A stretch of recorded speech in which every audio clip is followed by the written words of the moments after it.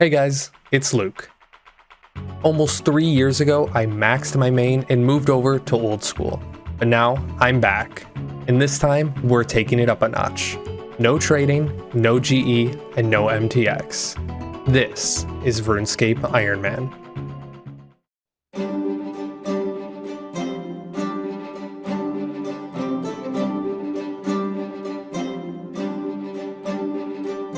Hey there, my name is Luke, and this is my Ironman.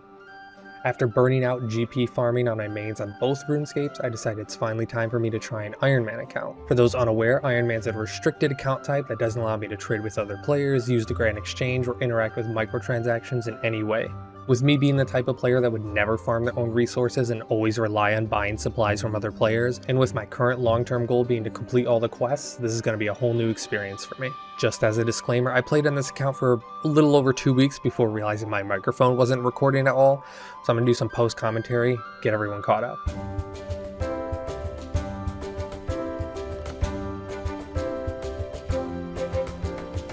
Alright, so now that my character is made and my interface is all set up, I went ahead and completed all the starter challenges: basic wood cutting, fishing, mining, fire making, fletching, cooking, and crafting. This gave me the ability to start getting actual daily challenges to stay on top of, so I crafted some basic magic gear, turned those in, and went off questing. Like I said in the intro, one of my main goals is going to be to get a quest cape down the line, so let's get a big head start on that. To get us started, I ran just south to White Wolf Mountain, completed the 2 Christmas quests, Violet is Blue 1 and 2. I put those first 3 lamps into farming, while I held on to the next 3 until I completed Druidic Ritual, so I can use them on Herblore. This brought me up to 16 farming and 29 Herblore. I then went and quickly got 5 agility at the Birthorpe course and unlocked Surge, which is going to help me get around the map a lot quicker. It was then time for my first cache of the account, which would be my main way of training divination for the foreseeable future. Completed 2 of those for 20 divination and my first outfit piece. Grabbed a couple of the lodestones that helped me get around. Helped the sculptor build a couple statues, and since I was already in the area, I went ahead and completed the Pride event, which gave me some cosmetics. I then had my first combat encounter and got some starter weapons from the Blood Pack, and helped the chef bake a cake and cook's assistant. It was then time for my first wilderness event, which happened on the hour every hour, most of which I currently cannot do, but I'm going to try to take advantage and complete them whenever I'm able. After that, I went over to the dig site, completed the archaeology tutorial for the free 500 hit points boost, and became an intern. I then took the boat over to Anachronia, started work on the base camp. I did my weekly Irby Werby for 30 Herblore, and on the topic of weeklies, I also got the circus done, which gave me a couple ranged, agility, and magic levels. And while I was in the area, I went ahead and started the necromancy tutorial and got that starting quest done. But I'm not quite looking to start combat yet, so let's head back to questing.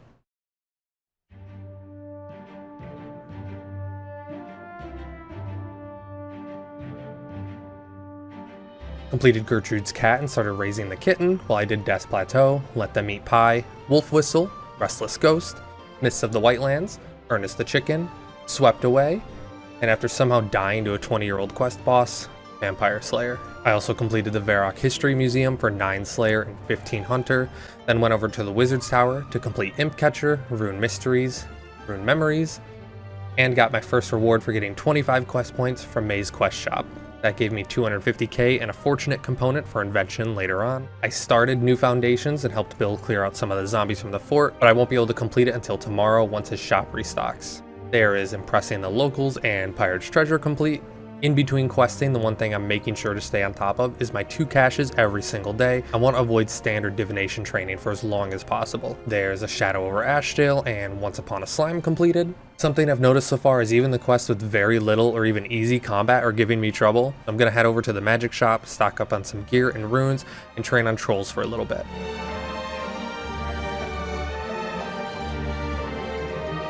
There's 30 magic, should be good enough for a while.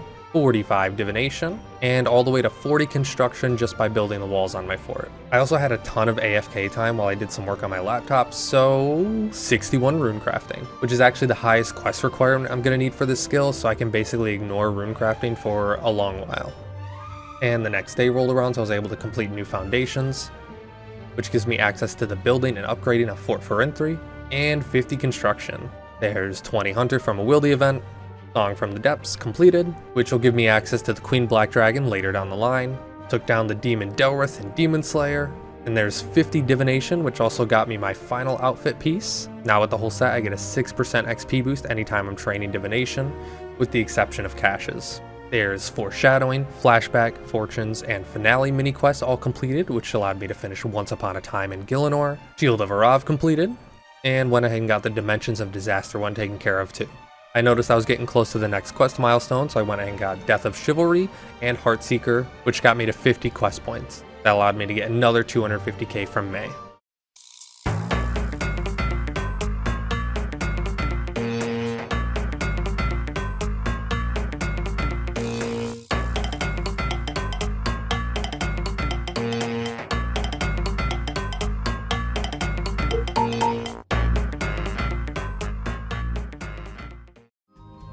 You see, I have a problem. Money. I am totally broke and I'm going to need tons of GP to do things in the future like the merchant and my daily shop runs, which are so important, especially on an Ironman. Luckily, I have a solution for that. Something that wasn't even in the game last time I played. Probably guessed it, Wilderness Flash Events. We touched on them a little last time, but just for clarity, these are a mix of skilling and combat events that happen in the wilderness on the hour, every hour, and reward you with a sack of wild reward. These contain, on average, over 200k in loot according to the wiki. So while I continue questing, I'm going to keep an eye on the clock and make sure I'm completing as many events as I can. And just to make it a little more fun, let's shoot for 50 sacks by the end of the video.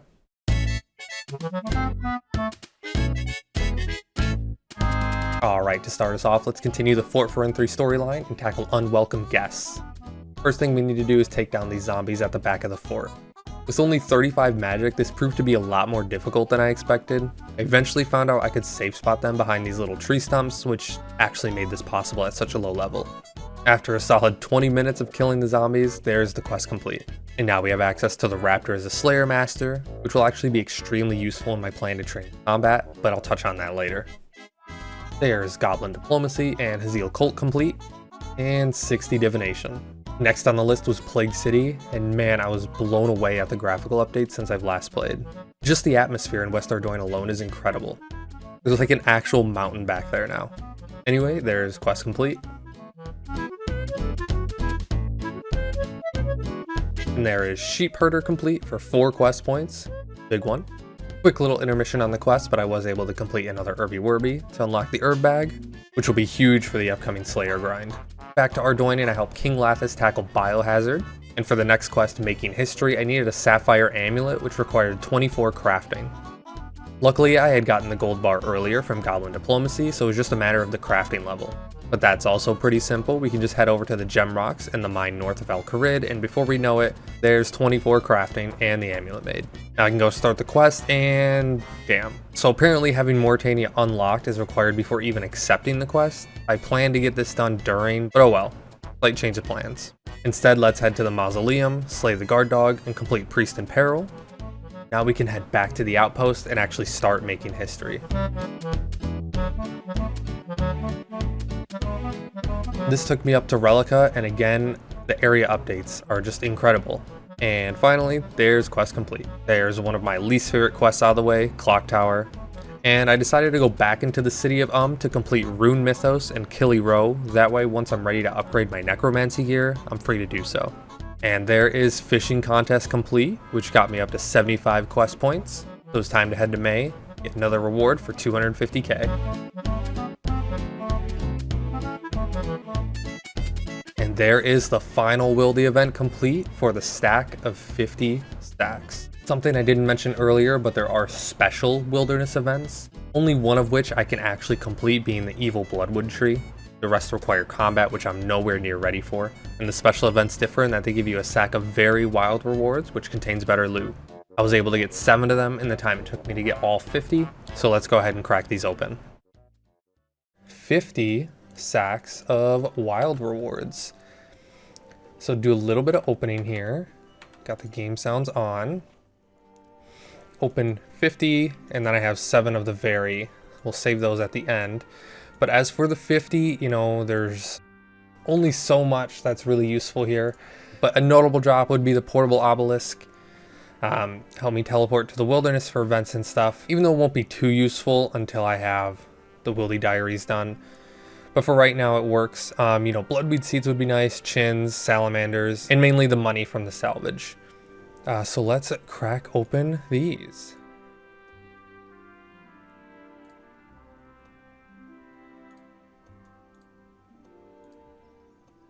Okay, looking good so far. 3 bloodweed seeds. The more bloodweed seeds, the better, because those are 50k each or something like that. I think the price has dropped. That G value doesn't matter anyway. But these salvages are, you know, that's just raw cash right there. That's 100k elk. More salvage. Energies are always nice for down the line. Ashes are lovely, and the bones. Can't go wrong with those.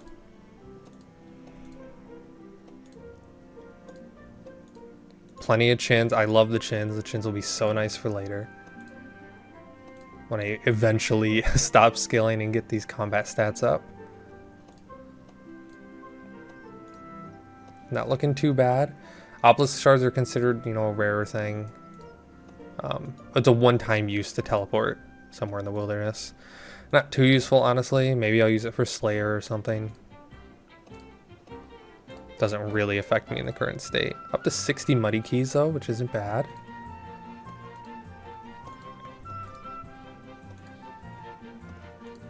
And last one. Okay. So we actually did not get the portable obelisk, which is fine. I wasn't really expecting it, but you know, a price check from those 50. 4 mil, which isn't bad. This would be, you know, this is high elk price check. This would not take into account GE value. It's like these are worth 1k, but you know, I'm not actually going to elk those. But you know, in raw actual cash that I can use, I guess that's a more useful. And basically 4 mil in raw cash that I'll have now, which is nice. I can start doing daily shop runs finally. I guess I could also mention I finally cleaned up the bank a bit. Each tab itself isn't organized, but tried to separate stuff a little bit. Stuff was getting lost. But the 7 very wild rewards. These ones are a little more useful. You know, there's more raw cash with the salvage. Magic logs would be nice, then I don't have to kill KBD for desert treasure, so that would be nice. I could get some caskets from here. Brawling gloves I don't really care for, to be honest. Dark onyx core would be huge for way later in the game. And there's also the 3 wildy weapons, annihilation, decimation, and obliteration, which I mean would be huge. That would be a huge jump start. You know, I'm only expecting money from these, but you know, a weapon would be insane. So here we go. Boom. Okay, Dragon Rider gloves, those are cool too. Nice collection log slot. Mining gloves, a little bit of extra mining XP, can't complain with that. Number 2. There's the magic. 250 is huge. Oh my god, that saves me so much time. I don't have to grind KBD for the magic logs, I just have them now. That's just 400k cash. Oh, more gloves, that's sad. Oh my god. Holy shit, I didn't even mention that. I can get black dragon eggs for the farm. Oh my god. What are the chances as a breeding pair? Oh my god, I can't even check till 92. That's huge though, holy shit, oh my god. That just gave me 300k cash and back criminal bolts. I'll take it. Oh my okay, and the final one. Fire or wood cutting gloves. Okay. Not bad. The dragon eggs are nice. Hopefully that's a breeding pair, or I just get more by then. Now I'm going to start just opening my wildy events as I get them. I'm not going to be saving them up anymore. Today we're going to take a little detour and finally make our way into combat. But first, let me catch you up on some things I've done in the background. In between episodes, I trained just enough dungeoneering to unlock my gem bag from the reward shop and used it to get all the way to 50 crafting from the gem rocks. I also started the desert storyline and completed Stolen Hearts, Diamond in the Rough, and Jack of Spades to unlock the city of Menaphos. This unlocks one of the best fishing spots for Ironman and will be my best source of food for the foreseeable future.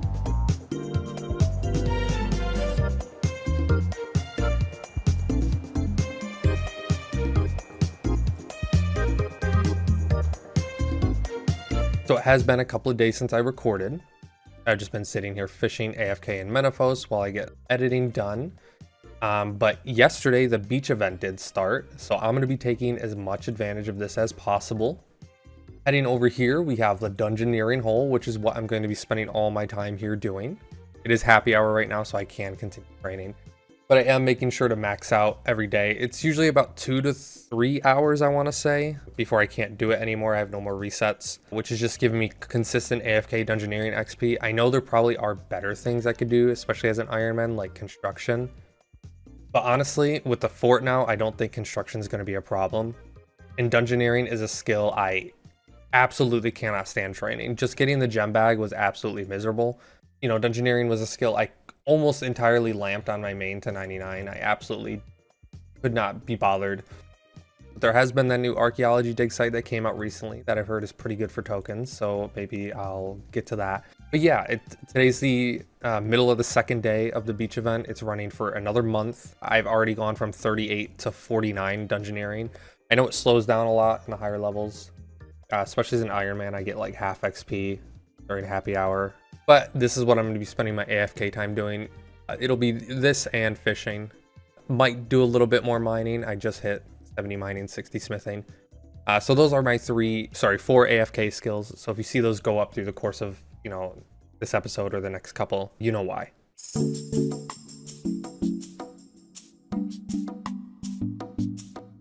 So the plan for today is to finally start combat by training the Slayer skill.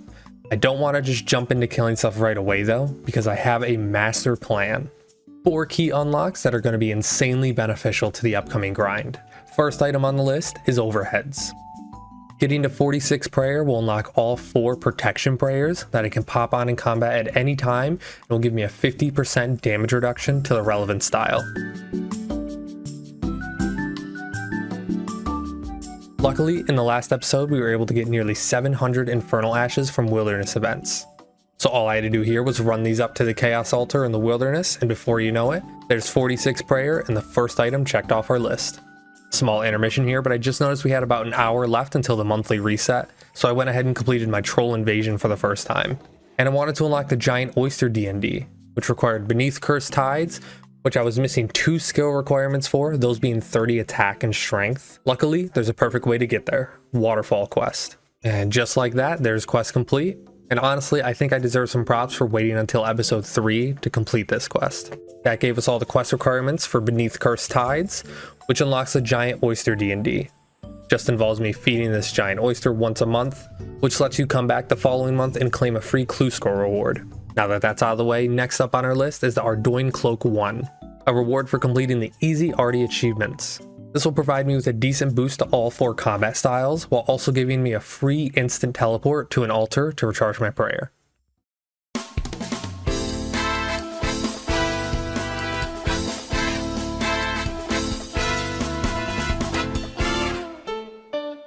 So as of right now, I have 1 out of 23 done, so we have quite a few to do. 2 of these actually require a quest, so I'm going to knock those out first. One of them being Tower of Life and the other Monk's Friend. So I'm going to go ahead and get those done, starting with Tower of Life.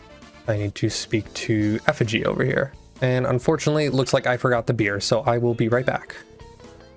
There is quest complete and the achievement to kill a unicow done. And next on the list is going to be Monk's Friend. We just need a singular regular log and a jug of water, which I can supposedly get from Port Khazard, so let's go check that out. I do gotta say, it's kind of sad that this minigame is so dead and the rewards aren't really used today, because I really think this island looks so cool how they reworked it. Anyway, here in the general store, they do sell an empty jug. Sweet.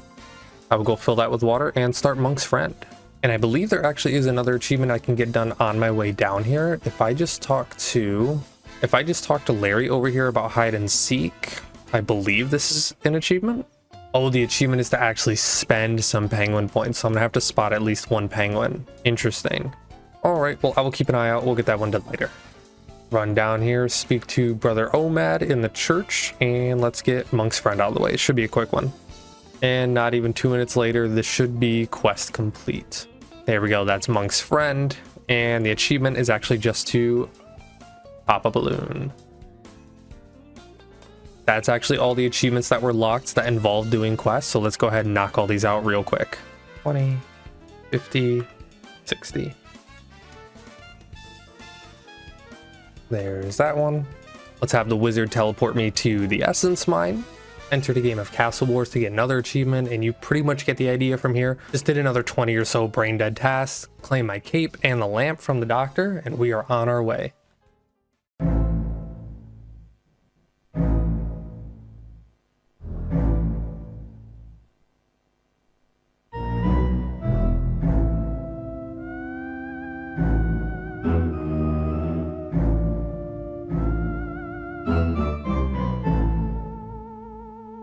And to follow that up, I'm looking to get the Tome of 1. Also a reward for completing easy achievements, but this time in the city of While this one gives me less than half the stat boost that the Artie Cape does, it's going to automatically teleport ashes to my bank and send bones and big bones to my ritual storage. Getting this before I start killing hundreds, if not thousands of monsters is going to save me so much time in the long run. I was actually only missing 3 achievements for the tome, those being crafting some necromancy runes, talking to Celine to learn about necromancy prayers, and fighting a skeleton while having one of my own summoned. And just like that, we got it done.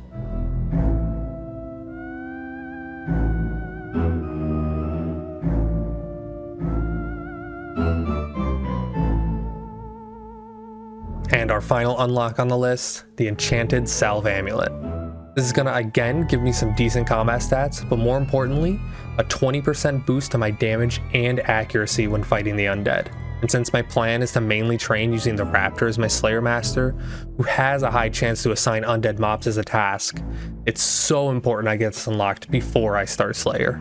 So the way we actually unlock the amulet is by completing the Haunted Mine. This quest is going to take us deep within the swamp of Mauritania to defeat Trace Daith. Fortunately, he's not too much of a challenge nowadays, so once he's taken care of, we can go further into the mine, collect some salve crystals, and craft our very own amulet. On its own, it's pretty decent, but what we want is to enchant it, and that's going to require me to get 40 Slayer and complete the Tarn's Lair mini quest. So after a quick Slayer session on the armored zombies behind the fort, we got the level we needed to complete Tarn's Lair and enchant our amulet. And while this wasn't part of the original list, let's go ahead and grab the upgraded herb bag to help with all our drops we'll get throughout Slayer.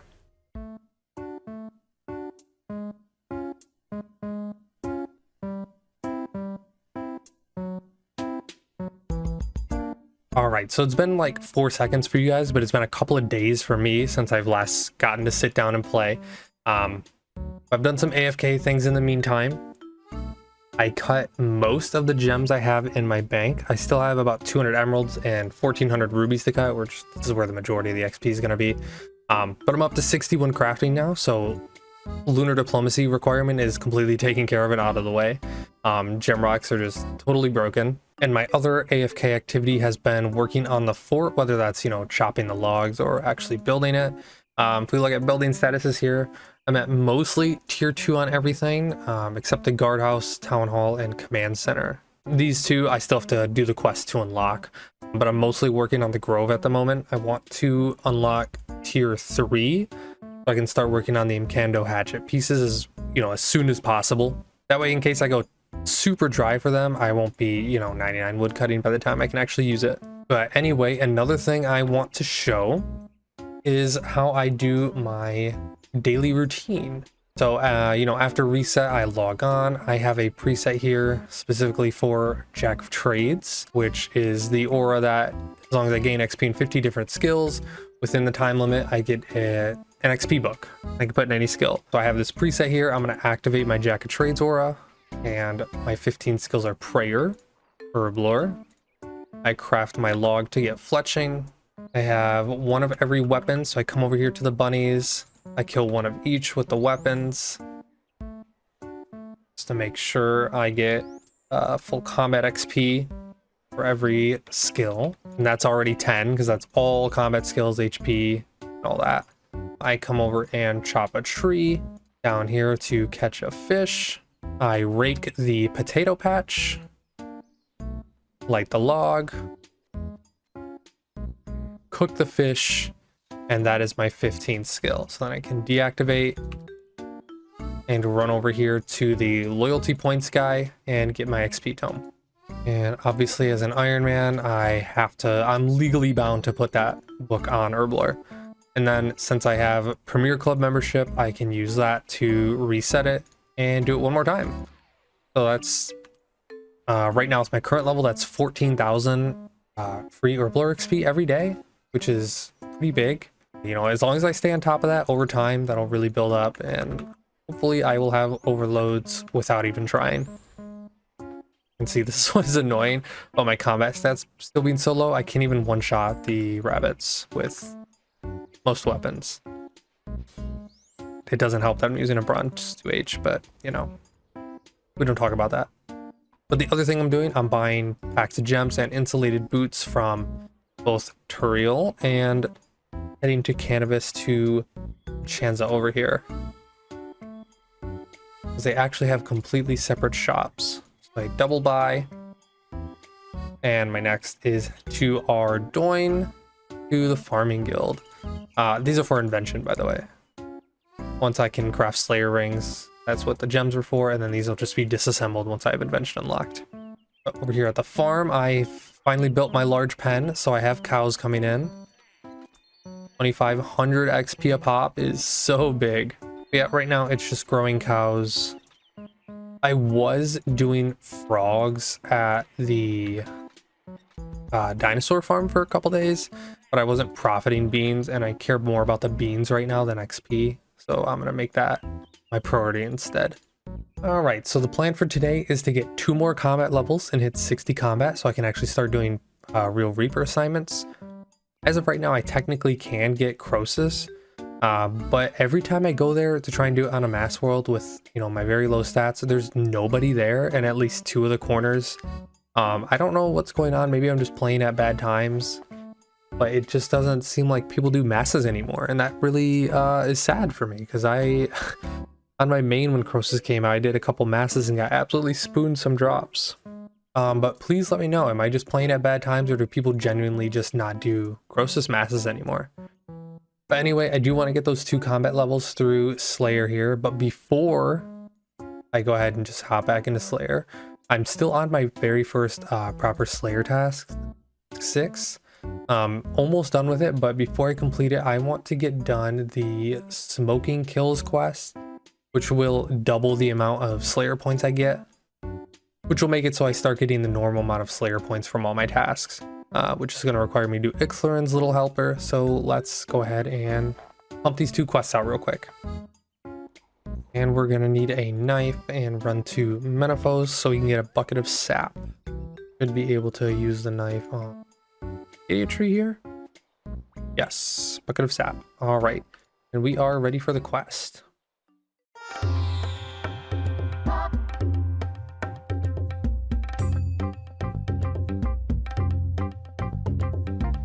gonna go ahead and pop my sure-footed aura here. I don't know if any of the traps are actually affected by it here, but I don't plan on using it elsewhere today, so better be safe.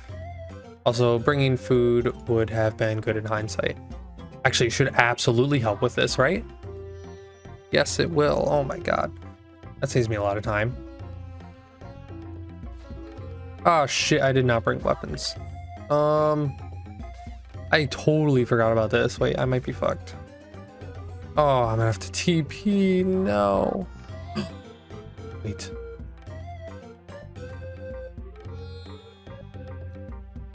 I'm a genius. Might be enough. Oh no, he has a lot of health. Is this the kind of thing I should go into Legacy for? Oh, I'm still doing 1 damage. No. I do 1 damage to him still. I'm gonna have to teleport. Oh, that sucks. I guess this is a good time to mention I actually crafted some split bark armor and the wand and orb, so I have full tier 40 gear now. Ignore the boots. But I am pretty much ready for combat, and I also made myself a tier 1 ring of luck just because it, you know, it does it something. Gives me +2 damage bonus. So, you know what, it's something. But let me not forget runes this time, and then we can head back into the temple. I look like such a gamer with my split bark armor, my party cloak. All right, let's try this again. I still have my aura on. Oh, it takes me right back here. Sweet. Hell yeah, look at the arty cape. I love this cape so much. And we should get quest complete any second here. All right, I believe I have everything I need. Do smoking kills now. The only thing I'm worried about, this is a fairly combat heavy quest, and even the wiki recommends 60 combat. I mean, I'm 58, but you know, not quite there yet. I'm gonna actually grab some better food and then I will teleport over there. All right, should be able to talk to Simona here and start the quest. And after getting shit on by the banshees in there, I was eventually able to take down the boss fairly easily and complete the quest. And after that, we are finally ready for Slayer. Here is what the current gear tab's looking like. We got our Artie Cloak, Salve Amulet, and the Tome of that we got today. I'm going to spend the next couple of days just working on Slayer, and hopefully in the next one we can take down our first boss. Right after the end of the last episode, I went crazy training Slayer.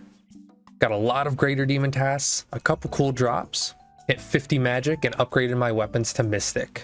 I kept that going until I reached 55 magic to unlock the High Alchemy spell.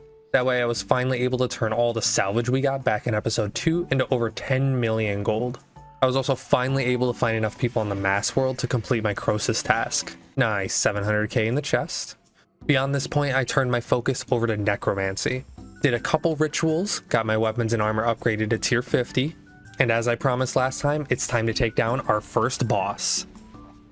Dragath Nern, who can be found deep within the Lumbridge catacombs, and he's already dead. So a bit of a stretch to call that one a boss, Jagex, but for real this time.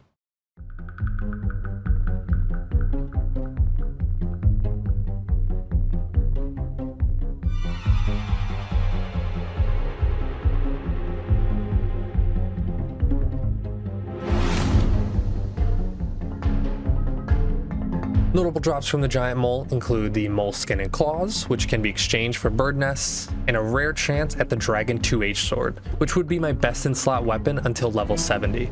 Alright, moment of truth. Death has given me my first boss task of giant mole. Alright, so this is the setup I'm looking to run in with. Full split bark armor, I haven't quite hit 50 defense. I got Mystic Wand and Orb from the Heroes Guild, I believe. I did hit 55 magic, so I do have Wild Magic unlocked, which is going to be a huge DPS increase. I'm going to attempt this first with magic. If I struggle, I will probably switch to necromancy. But I want to see if I can get it done with magic first. Here we go. No practice. Giant mole. Here we go. Summon my fucking spirit wolf. Oh, shit. Magic pot.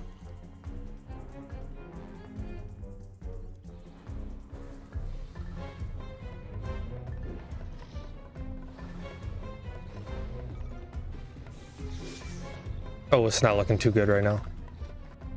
Okay. Let me make sure to actually turn prayers off. I should probably put on damage boosting prayers. Oh, my hotkeys. Okay. You know what? Not too bad so far. If I remember to turn prayer off. Okay, this room I'm definitely going to struggle with.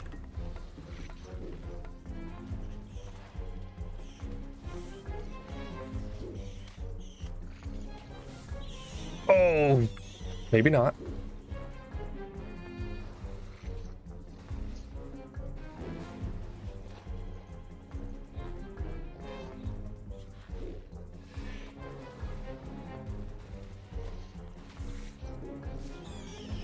Okay, chain just kills all the baby moles, so I'm not nearly as worried as I thought.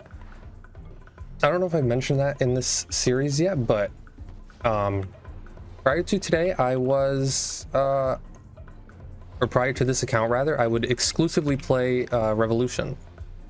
But I am going to try to take this opportunity to learn full manual. So, pardon the rotation, it's probably awful.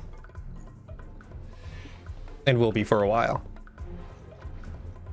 I just gotta remember to turn the prayer off. I have absolutely no restores. I can only do that one, those couple Croesus kills. Let's anticipate for this room. The inevitable stun. Hopefully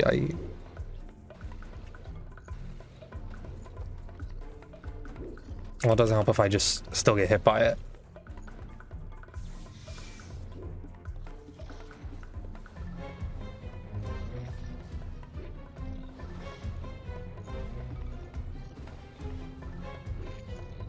Oh, Wild Magic, the double crit. God, it's so fun. I wish I could see the damage that my Spear Wolf has actually done.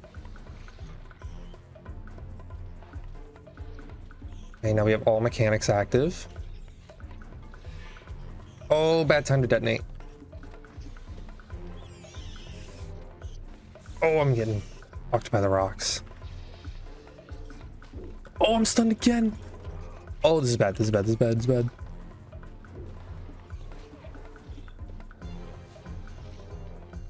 Got her. You have defeated one giant mole, and I just ran out of prayer. Got, you know, the standard mole drops and blood runes. That's probably one of the better drops I can get. Well, that's good to know. I can actually start doing my Reaper task. Let's get out of here before she respawns, though. Oh, God. Honestly, I'm surprised how simple that was. I know it's giant mole and all, but with, you know, tier 40 armor, I expect it to take a lot more damage. Go ahead and start the proper loot tab here, though. The bank's a disaster right now. I actually can't try necromancy quite yet because I crafted the tier 50 armor before I had 50 defense, so I do have to get those 3 more defense levels. I'll get that through Slayer, but I can go ahead and actually get this task finished, which is sick. All right, here we go for kill number 2. By the way, I don't have any aura that would be beneficial. God, my hands are just going to the wrong buttons half the time. Them all stack up, and hopefully chain just gets them all. Not quite. There we go. The chain and a dragon breath is usually more than enough. It's definitely gonna take me a while to get used to like manual rotations and all that, and just memorizing the placement of the actual hotkeys to the corresponding ability. Oh, I canceled my ability. Okay. A little more scuff that one. Hey, 48 defense though. 30 U logs, I will take it. Now it's just a matter of working up the boss kills to unlock the War's Retreat teleport. Oh, we unlock Resonance, cool. All right. I don't even see hit splats from my familiar. Is that supposed to be happening? Or is that a setting?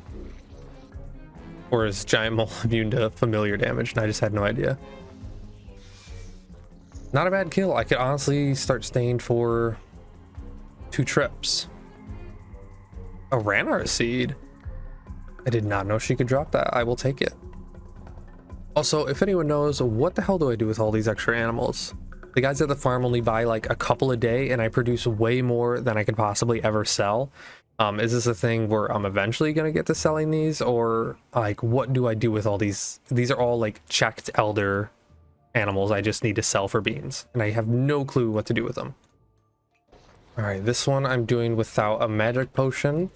Let's see how rough it is. All right, a little sketchy toward the end there, but honestly, that felt about the same without the potion. I actually didn't run out of prayer before the end, so I'm not sure. And we are wrapping up the final kill for the Reaper task.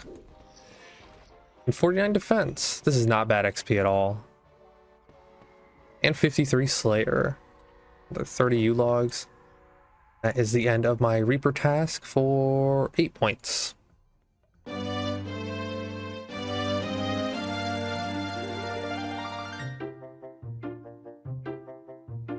So I'm up here killing the greater demon berserkers up in the wilderness, and I just got a fucking dragon spear drop.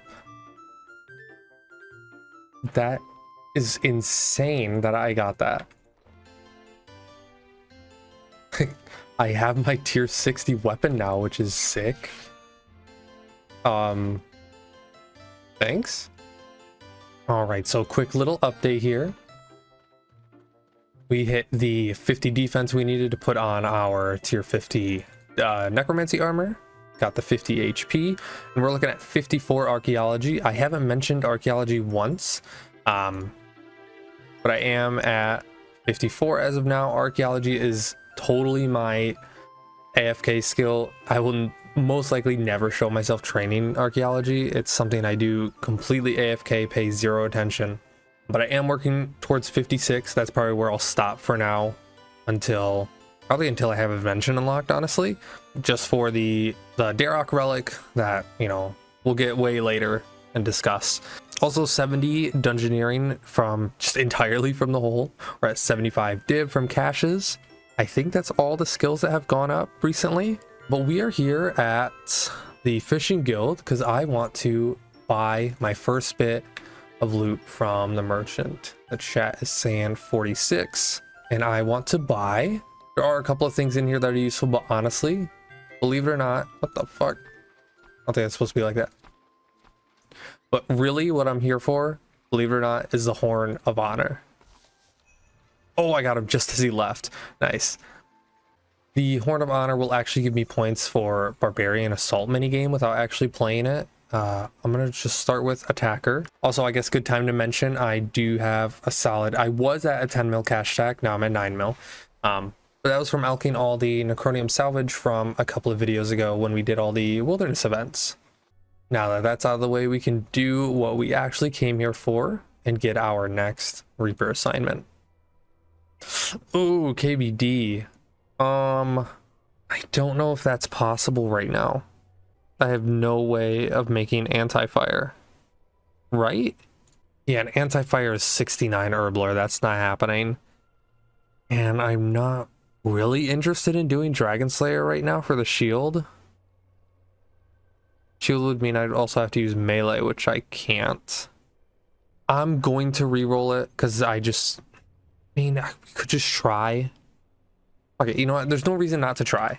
I will most likely get absolutely shit on and teleport out, but there's no reason not to try.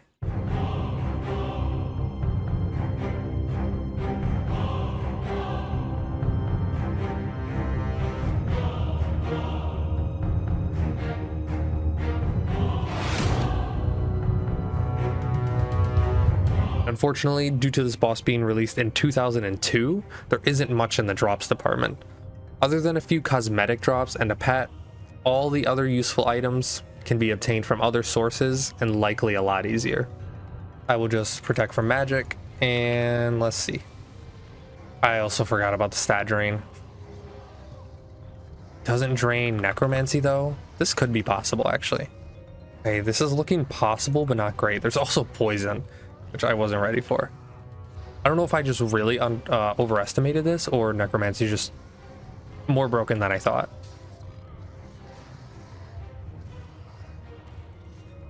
Well, we did it. We got a kill. You know what? Really not much to complain about. And still had prayer left over. Okay. I'll take it. I should at least see if I can make an anti-poison though. Alright, I had the supplies to make 3 anti-poisons. Well, that should help. Oh, that was also my daily. Sweet. Alright, here's what the new invent's looking like. Got the anti-poison. I'm going to bring in a spirit wolf just because I have the pouches. There's no reason not to. And we should be good. Magic. Summon the wolf. Make our anti-poison. Oh, I'm also not doing damage boosting prayers. That might help. And should be dead here. Nice, nice, nice. Is blow even worth using on single target? It only did 500 there. I don't know if that's worth 20% adrenaline. Like I can just save up for another. Oh, my prayer dropped. I'm so fucking dead. This is gonna go through after the teleport. All right. First actual death. Sick. All right, so if we do use damage prayers, we need a prayer pot. Good to know. let's just stick to protect from magic and finish this task. Whoa, they made it so your familiar doesn't die. That's cool. That wasn't a thing last time I played. Will its health be reset or will it stay since I was in an uninstance encounter? It stays. Nice. This should still count for my kill, right? Even though Ironman and all that kind of stuff. Yes, still my kill. Can I be unfrozen? Thank you. I do gotta say, I love the animations on necromancy abilities. Like that finger of death animation, it will never not be satisfying. It's so snappy. All right, well, that technically is doable. I don't know if I want to be grinding this out long term. I'm just gonna finish this task though. There's kill number 5. Ooh, a rune plate. That's not bad. That's 40k right there. And the final kill of the Reaper task. Ooh, we got 51 HP off that. And 55 Slayer from the Reaper task. All right, now that that's out of the way, I want to, before I forget, change my settings. So this might not be, you know, the smartest thing to do, but I'm actually disable getting Croesus as an assignment for now. In case I didn't mention this before, I was eventually able to get a couple masks going for that one Reaper task I had. Since then, I wasn't able to get one, even trying to play at peak times. It was only that like Friday night I was able to find a mass. And I'm not nowhere near have the skills or am confident enough to do smaller teams, nor do I have anyone to do them with. So I'm just going to disable them for now. I'm fine doing mole and KBD. KBD is not ideal, but I can always re-roll for the mole and still at least get a Reaper task done, as opposed to getting a Croesus task and having to wait 3 days to find a mass at the perfect time. All right, but anyway, I still got 77 greater demons left to kill on this task, so I will go back to that and see you guys later. Got some Dragon Rider boots from an evil tree, not bad. Level 60 necromancy coming in. I then spent the next 2 days doing necromancy rituals, creating all the necroplasm, getting the materials ready for future gear upgrades, and getting to 2,000 souls to unlock my next few abilities on the skill tree. There is 70 farming. I did start doing the frogs again. While I technically lose beans doing it, but the XP is too good to pass up on right now. And over those next couple of days, Death assigned me more KBD and mole tasks, which got me enough boss kills to unlock the War's Retreat teleport. Now that I've officially entered the bossing era of this account, it's time to put my focus on the reward shop in War's Retreat. Specifically, getting at least 200 boss kills to unlock the prayer altar. This will save me so much time banking in the long run. And hopefully I get at least 5,000 marks along the way to unlock the vampirism aura.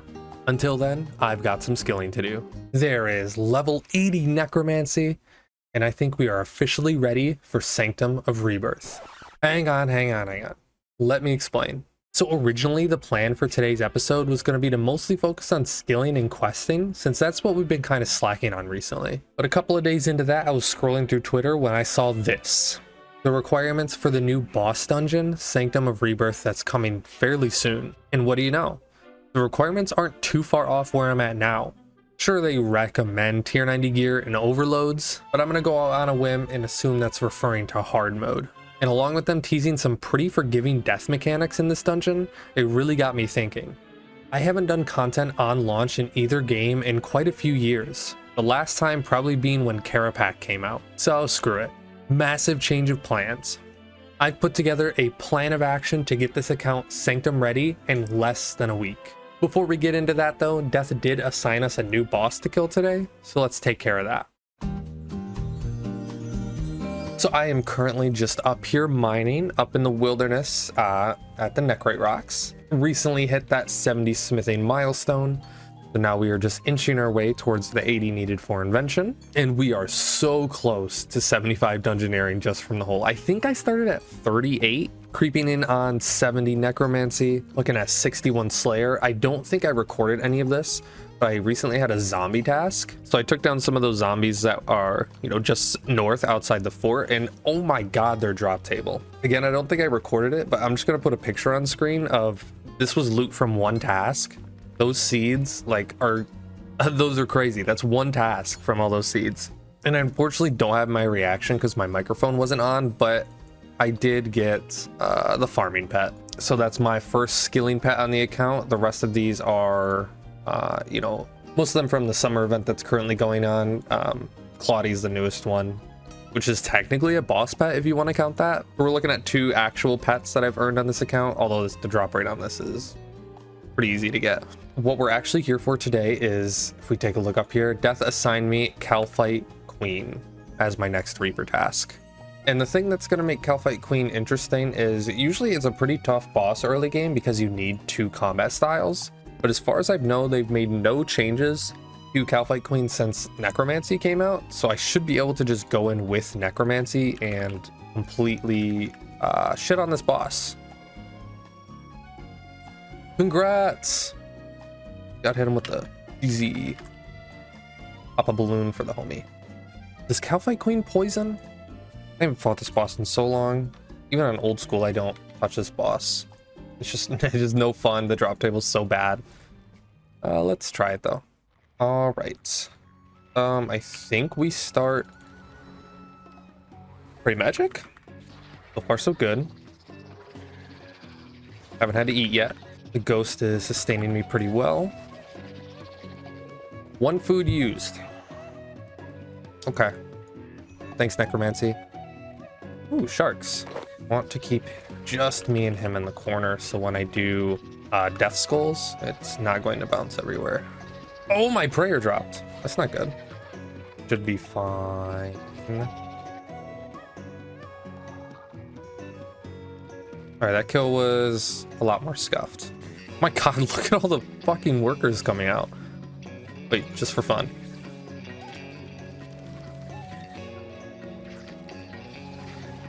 Oh, the fucking heals. Bitch. And should be dead from this. And that is the Calphite Queen task. That's it. I only got wines that drop. We come over here and take a look at the reward shop from Death. I'm currently at 199. I want to eventually, I'm going to just be dumping my points every 300 into a Hydrix. But first, I do want to get Reaper's Choice. I believe it's like a 10-15% chance or something like that to let you choose your Reaper assignment for the day. That way, if there's a boss I already plan on killing that day, I can just knock it out and I don't have to go out of my way to do a boss I don't want to do on that day. So at 250, I'm going to get that first because it's going to be a long time until I can actually use a Hydrix anyway, so I'm not too worried about it. There is 75 Dungeoneering coming in from a daily. I haven't actually trained the skill since getting the gem bag. And that is level 70 Necromancy coming in while I'm just AFK training Slayer. Alright, it is officially time to work on my master plan to get this account Sanctum of Rebirth ready. First off, if we go back and take a look at the tweet, the only thing I'm missing from the good start section is the dive ability. So that's a given. I also want a minimum of 70 defense and Necromancy, along with the suite of armor and weapons to go along with it. That third one is going to be a lot bigger of a task than it seems, as there's a lot of smaller steps in there. And the last 2 we actually did mention in the last episode, those being the Vampirism Aura and the Prayer Altar in War's Retreat, both which should come fairly passively over the next couple of days. So that is the list. Today is currently Wednesday, so that means we only have 5 days to get ready. Clock is ticking.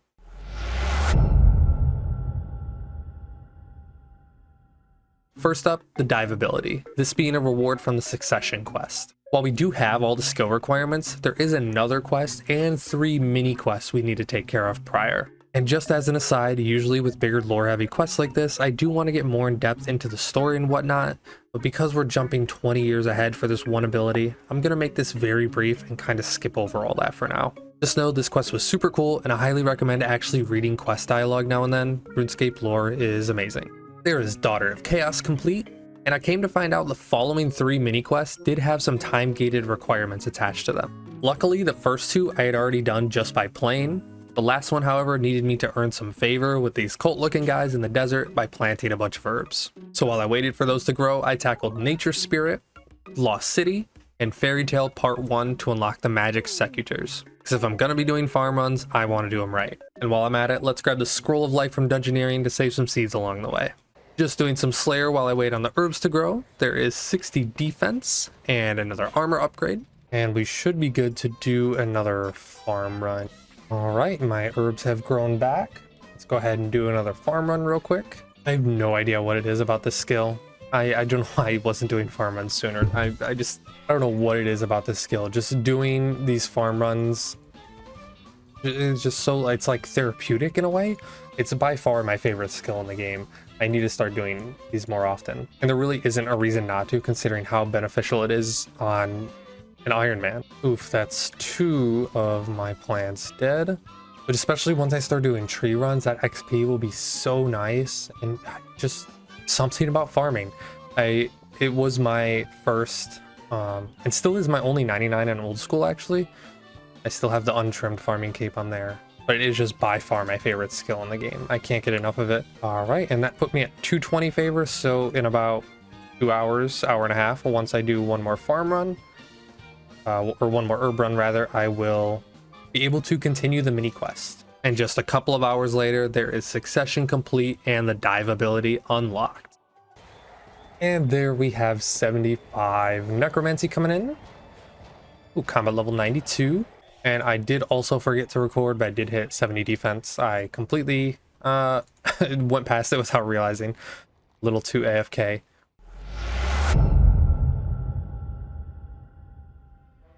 Next up, and probably the biggest one, let's get our tier 70 gear out of the way. Up to this point, that was actually pretty simple. Killy would give us a small errand to do, like kill 20 zombies, and in exchange, she would teach us how to craft the next level of gear. But from this point on, not only are the tasks harder, but we need to make a choice. Do we craft tank or power armor? I've thought long and hard about this, and from the start of the account, I was actually dead set on going the tank path. Not only are the tasks easier to unlock, but tank armor will allow me to learn higher end bosses a lot sooner. Well, last minute, I decided, fuck it, let's go the power route. A lot of the later tasks are gonna have me take down bosses I've never even tried before, which sounds awful, but that's kind of the reason I chose it. It's gonna give me a real reason to push myself into higher end bossing way sooner than I would have otherwise. Plus the passive on it just sounds really cool. We actually do have another Reaper assignment to do of Calphite Queen, and it's also part of our power task we talked about earlier. So let's get that done. Also, in case I haven't mentioned it already, thank you for the comments on the last episode. I had a lot of tips about necromancy. I think one specific question I had was relating to if bloat's worth using on single target, and one of you guys let me know that. As long as the fight's over 40 seconds, I believe, I should be good to use it there. All right, and there is the first one we're gonna need. We need 5 total. I think it's 100% drop rate during the task. There is kill number 2. Also, while I'm banking, I totally forgot to mention this. The reason I was training on ghouls earlier is for congealed blood. I'm getting, a stack built up of this. I believe it's used for super necromancy potions in the future. I've got a good stockpile of that. Also dropped a lot of charms, especially, what was it, the gold charms. Yeah, good. I got a nice stack of those going. And I got insanely lucky and happened to get a champion skull drop, which is a 1 in 5,000. I'll just need a bunch of those for an achievement way later down the line if I care about that. But it's cool nonetheless. There is kill number 3, nothing too exciting there. Kill number 4. I'm actually doing most of these without eating food now, which is nice. There is kill number 5. Got the last piece of chitin we need. Now it's on to giant mole, but I actually have one more kill on the Reaper, so I'm gonna do that first. There is the final kill of the Reaper. Now we just need to knock out these 5 giant mole, and we'll have everything you need to upgrade to tier 70. Oh, this will be fun. We should be able to just do this, and then... Oh, and they all just die from a basic attack. Threads of Fate is so much fun, man. Giant Mole is not a fun boss to fight with Necromancy, I'll say that much. Just due to your summons, like, despawning by the time you get to the next room. Really, really not fun. And before you know it, we had 5 giant mole taken down. But before we can even craft the gear, we got a couple of quests to knock out.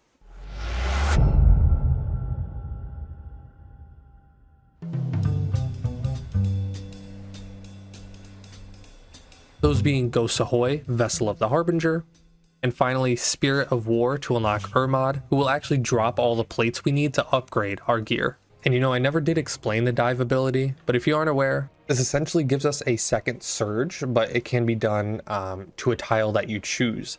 So surge is, you know, whatever way you're facing. Dive is going to be, you know, I can be facing this way, but I can, you know, dive over there at any angle too. So now our next mission is to upgrade our actual armor to tier 70. We have the weapons done and taken care of, but for the armor, we need Ermotic plates from Ermod. So let's go ahead and attune the boss portal here.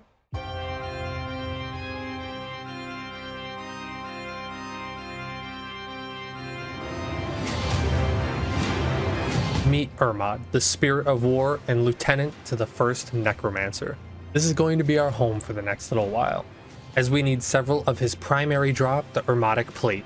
Right now, we only need a couple to upgrade our current gear, but every time we want to upgrade further, we're going to need to come back to him and get several plates for all our upgrades. This shouldn't take too long. I think we only need 4 more for right now because we were given 1 free from the quest. And it's a 1 in 10 drop, I believe. Let's try out the spec. Oh my god, a 14k. That's kind of cool.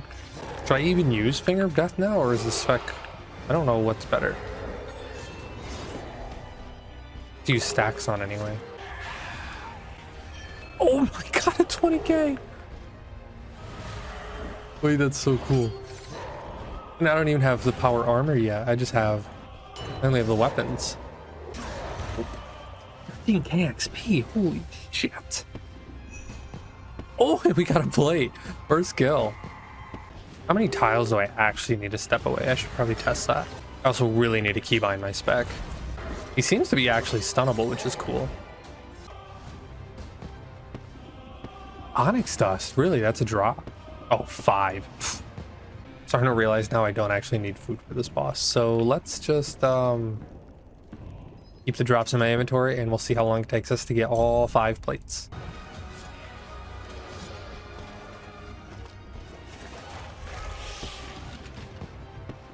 Ooh, another 12 seconds shaved off. Nice.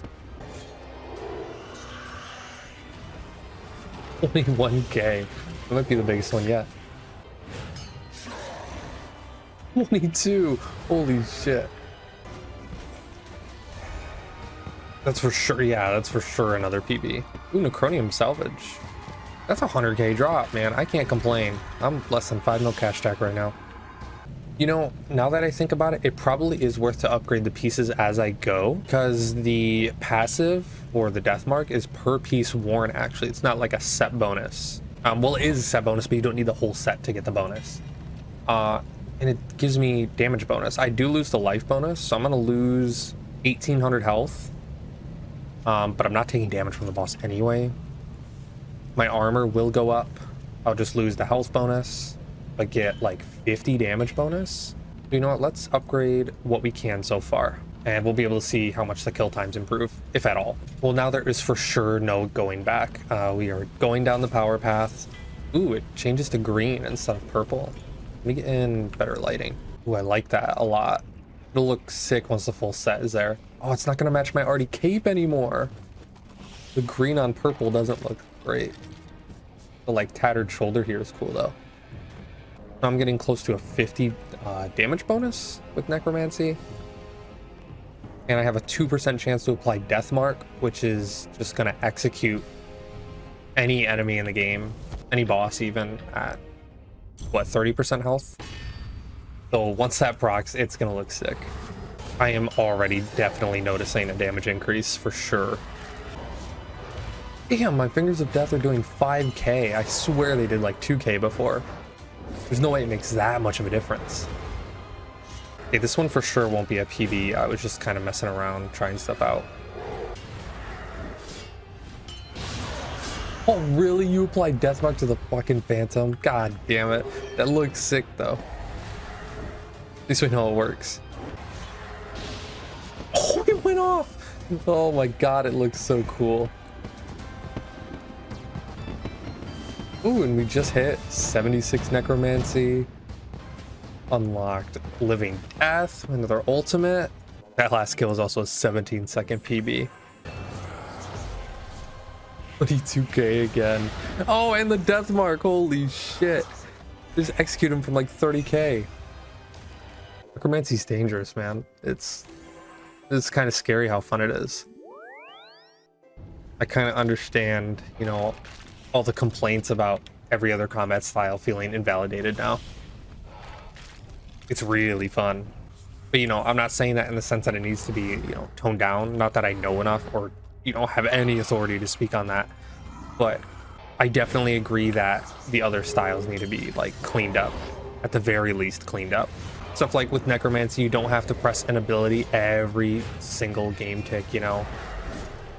Or sorry, every second. The basic attack feels so much better than the other combat styles' basic attack. Just little stuff like that. Less basics to worry about.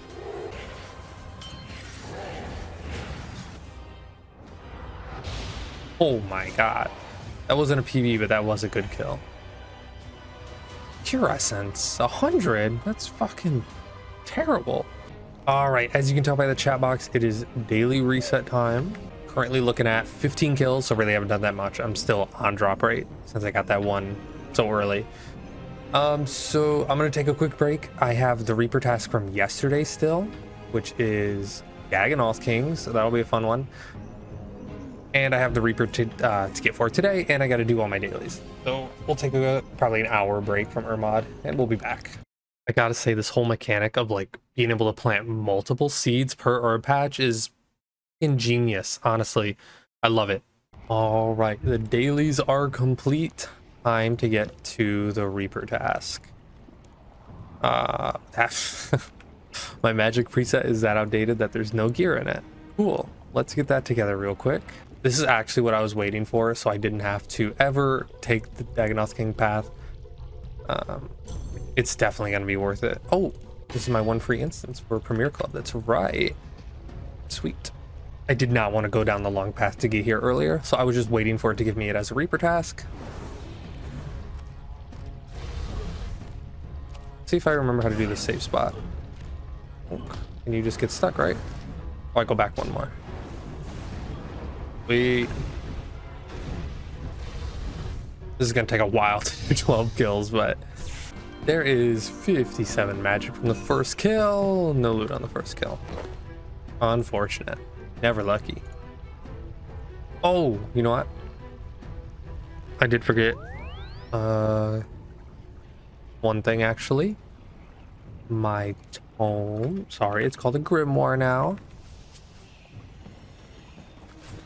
This one doesn't do Dagonoth Bones. Unfortunate. Either way, it's damage boost. So let me put that on. And since DKs are pretty... And since this isn't the most exhilarating content, especially while I'm safe spotting, I'm just going to put on Revolution, get these 12 kills knocked out.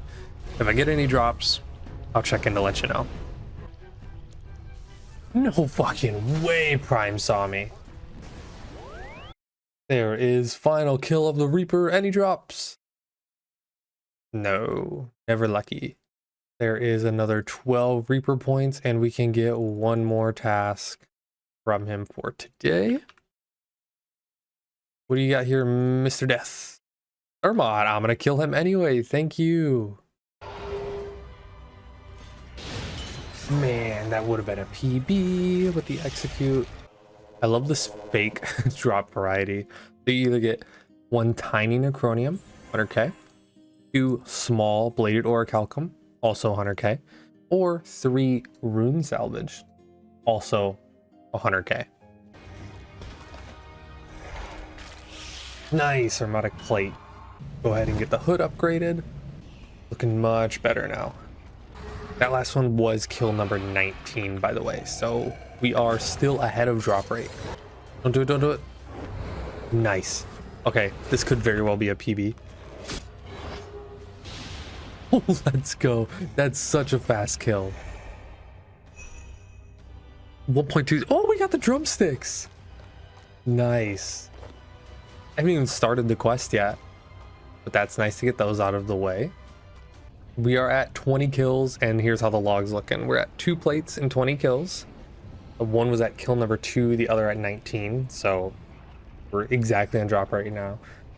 We got the drumsticks already for that quest when we eventually get around to doing it. So all we're missing is pet, and we have lock.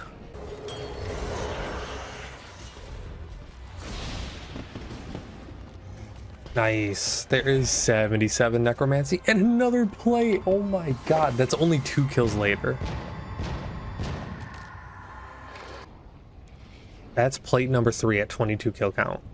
We are 1 away from being done with our tier 70. There's the boots upgraded, and all we have left is the gloves. Ooh, Slayer level. That kill was the end of the Reaper task also for 18 more points, so now we should have enough. We had 2 rewards here. Yep, we're at 250. Let's go ahead and unlock Reaper's Choice. This gives, I believe, a 10% chance for my next, or for, you know, all future Reaper assignments to just give me the choice of what boss to kill.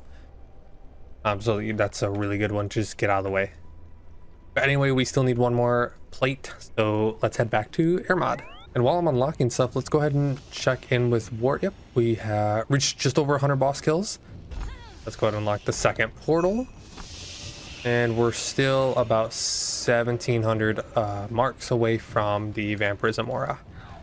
So I've stopped using, you know, Scythe unless it's when the Phantoms come out, and the kills are a lot more consistent. That even just the 10% adrenaline isn't really worth it when I can just build up to, you know, Living Death, or focus more on building these stacks up.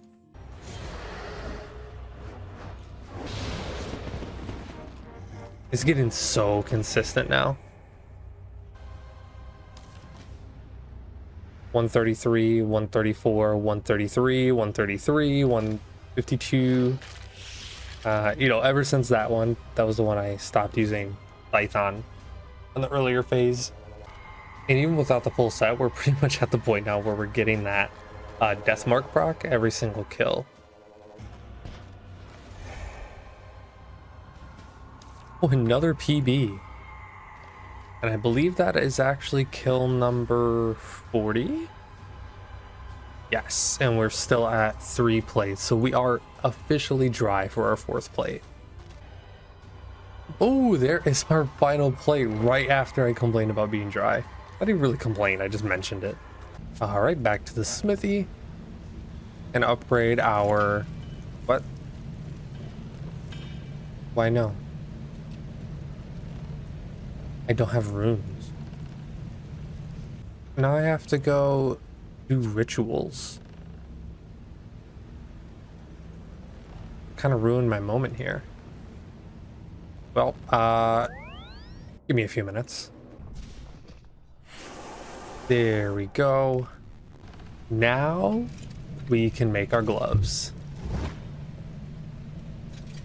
And we officially have full tier 70, and that's another one of our major goals checked off the list.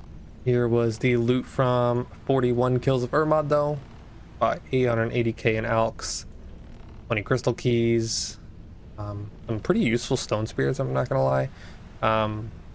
Anima stone, spearweed, only 15 onyx dust. We did get the drumsticks in those 41 kills. It was not 3,000 essence. I think I had 3,000 in my bank. It was probably closer to the 200 left over. All right, if we take a look here at the Well of Souls, I do have 7 skill points. I'm at 3,000 souls right now because that's what was required to do the quest to unlock Ermod. You know, I could unlock the zombie, but I'm only able to have 2 conjures out right now anyway. And as far as I know, the zombie's only worth using once you can do all 3, or when you're training Slayer maybe. But I'm just gonna save the skill points. That way once I, you know, get to this tier, I don't have to worry about it. Or, you know, I might as well check while I'm here. What is the level to unlock the 3rd conjure? 84. So if I happen to hit 84, I'll unlock it then. Quick Anachronia update. We should have enough for the tier 3 sleeping quarters. So I got the main 3 things here: the town hall, the storehouse, and the sleeping quarters, all the tier 3. So I can store the maximum amount. I can make the maximum amount of resources. Now it's just about getting all these skilling lodges. A lot of them are very cheap in comparison. The one I'm going to focus on first is Hunter. I don't know if I've mentioned this yet, but once I hit the 75 dungeoneering through the beach event that's currently going on, I am switching my focus over to the Hunter one. I think I've gained like 10 or so levels already. But that's where I'm going to put my focus now, work towards 75 to unlock Big Game Hunter. But anyway, what is our next goal? Well, we still do have a couple of days until Sanctum comes out. It is still Friday night at the time of recording, and we have until Monday to complete all our goals.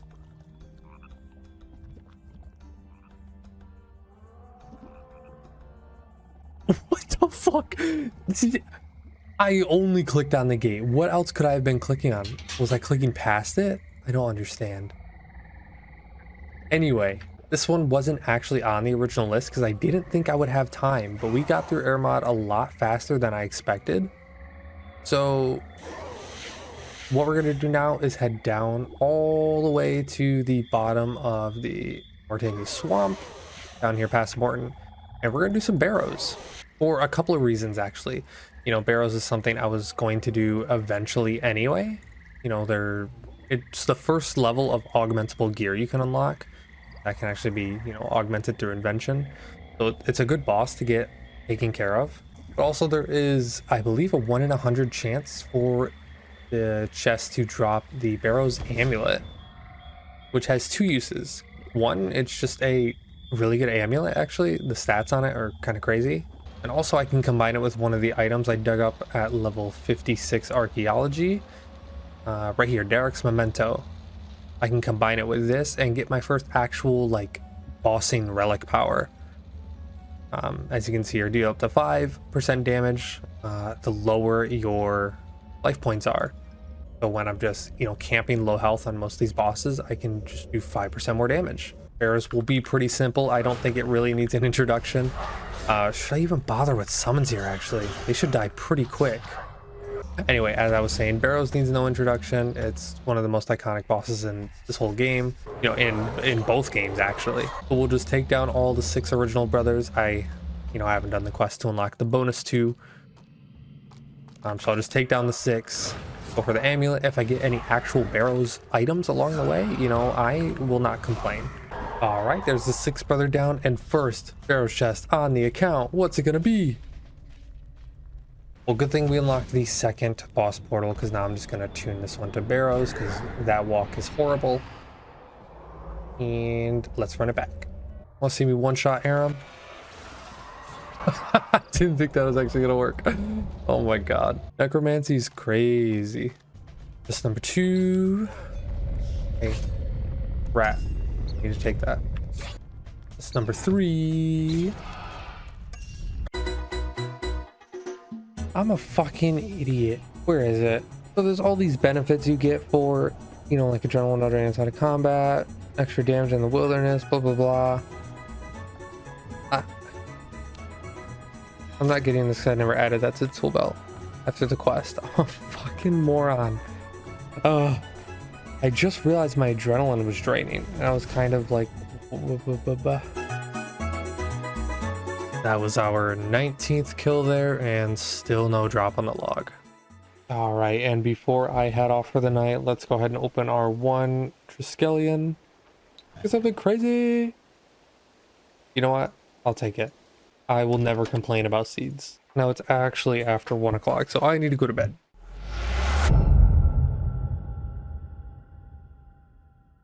Good morning, just getting a quick herb run in before I head back to Barrows for the day. All right, chest number 21, first of the day. Yes. Chest number 22.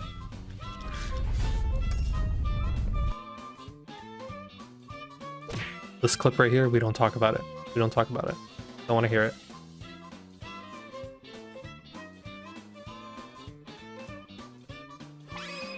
Finally, oh my god, thank you. It's an Aram Staffs too, holy shit. Something I can actually use. Thank you. Any back-to-backers? No, never lucky. There is 79 necromancy coming in. Chest number 50. More nothing. Another quick log update at 50 kills, still just the staff and nothing else. Really unfortunate. But I'm gonna take a break from Barrows. You know, this wasn't part of the original plan anyway. It's just kind of an extra thing I was doing. As of time recording, it's about 7 p.m. on Saturday. And I have yet to edit this video. So I'm gonna do some AFK stuff while I work on that. And if I have extra time, I will head back to Barrows before Monday. Also, shout out to this guy. Thanks, man. Appreciate it.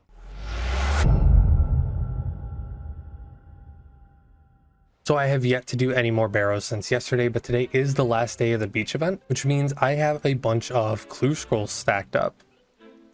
So I don't believe you can stack these. Yes, you have to do one at a time. Yeah, I have 26 additional. Well, let's get these done. I believe these give about the same rewards as like an easy or medium clue. So I'm gonna knock all these out real quick, stack them up, and get a hopefully a bunch of fortunate components. They should all be, I believe they updated them this year, and they should all be just within the beach event itself. All right, that took about 25-30 minutes to get all those done. About a minute per clue. We have 27 of the brown caskets and 27 of the red. As far as I know, they are the exact same loot table. So let's go ahead, get a loot tab going, and let's start opening. Fortunate on the first one, nice. Willow combo. Another willow combo. Oh my god, we got a trim strength amulet. Wait. You know what's sick about that? That actually is gonna be my best in slot melee amulet for a long time. That's really cool.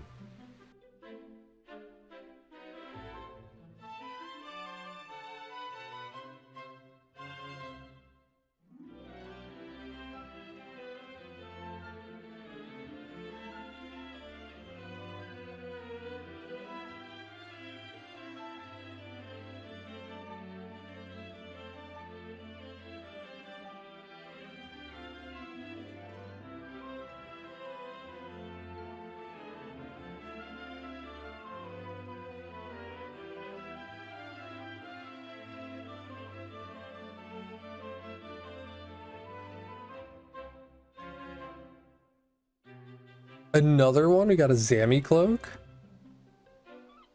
And nothing. And obviously, before I go and disassemble all these, I'm gonna have to make sure none of them are required for higher tier blue steps. All right, we are halfway on to the red ones.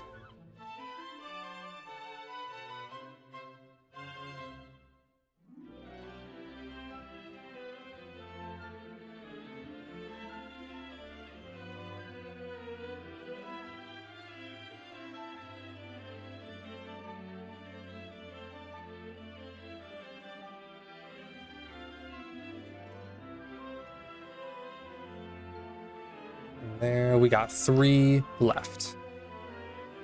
Here we go. Our Ami of Power. Oh, that's a bad one. And we end on nothing. That was crazy though. All right, this is what the inventory is looking like. This is our spoils from the Sandy clues. We are looking at minus these 2 actually. These 2 I had previously already from, or sorry, these 3 I had previously from the rewards from May. But we're looking at 30 total fortunate components before invention's even unlocked. And I do have a stack of 25 easies already, so we should be able to get the 50 fortunates fairly quick once we are at that point where we need them.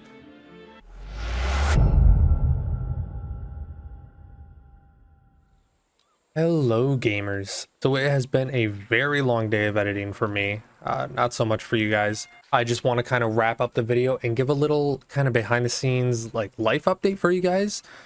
So if we head over to War's Retreat and take a look at the shop with War, we're at 171 boss kills. We didn't quite make the 200 kills needed for the altar. That's okay, we'll get that within the next day or two easily. But as for unlocks, we can officially unlock the Vampirism Aura. That is officially taken care of. That'll be huge for tomorrow when the boss comes out, the dungeon comes out. It's time. Good afternoon, gamers. Oh, look at all the gamers online. All right, it is time. Sanctum of Rebirth release date. I've done everything in my power to not be spoiled too much on, Twitter and things like that, but I did my absolute best to avoid it. Most of what I just saw was people praising how good it was, so I have pretty high hopes now. Anyway, there is a quest associated with it. I went ahead and got all the requirements, or all the items needed on mobile while I was at work. I'm not addicted. Okay, none of those worked. Damn, look at this guy in fucking Addy coming down to do the new quest. Look at this guy. Holy shit, he's about to fuck these new bosses up. Cannibal Ogre, holy shit. Guys, I can't wait for Cannibal Ogre's first kill. Oh, it worked.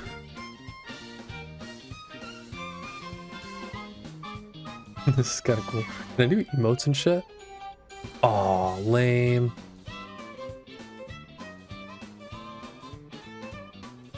I don't know what they changed, but that was the smoothest camera movement cutscene ever. Even like the recent ones have been a lot worse than that. What the fuck? He just fucking killed her. Okay, pretty short quest. Not too much lore behind it, honestly. Surprisingly. Fan prism's on. Enter normal mode. Oh shit.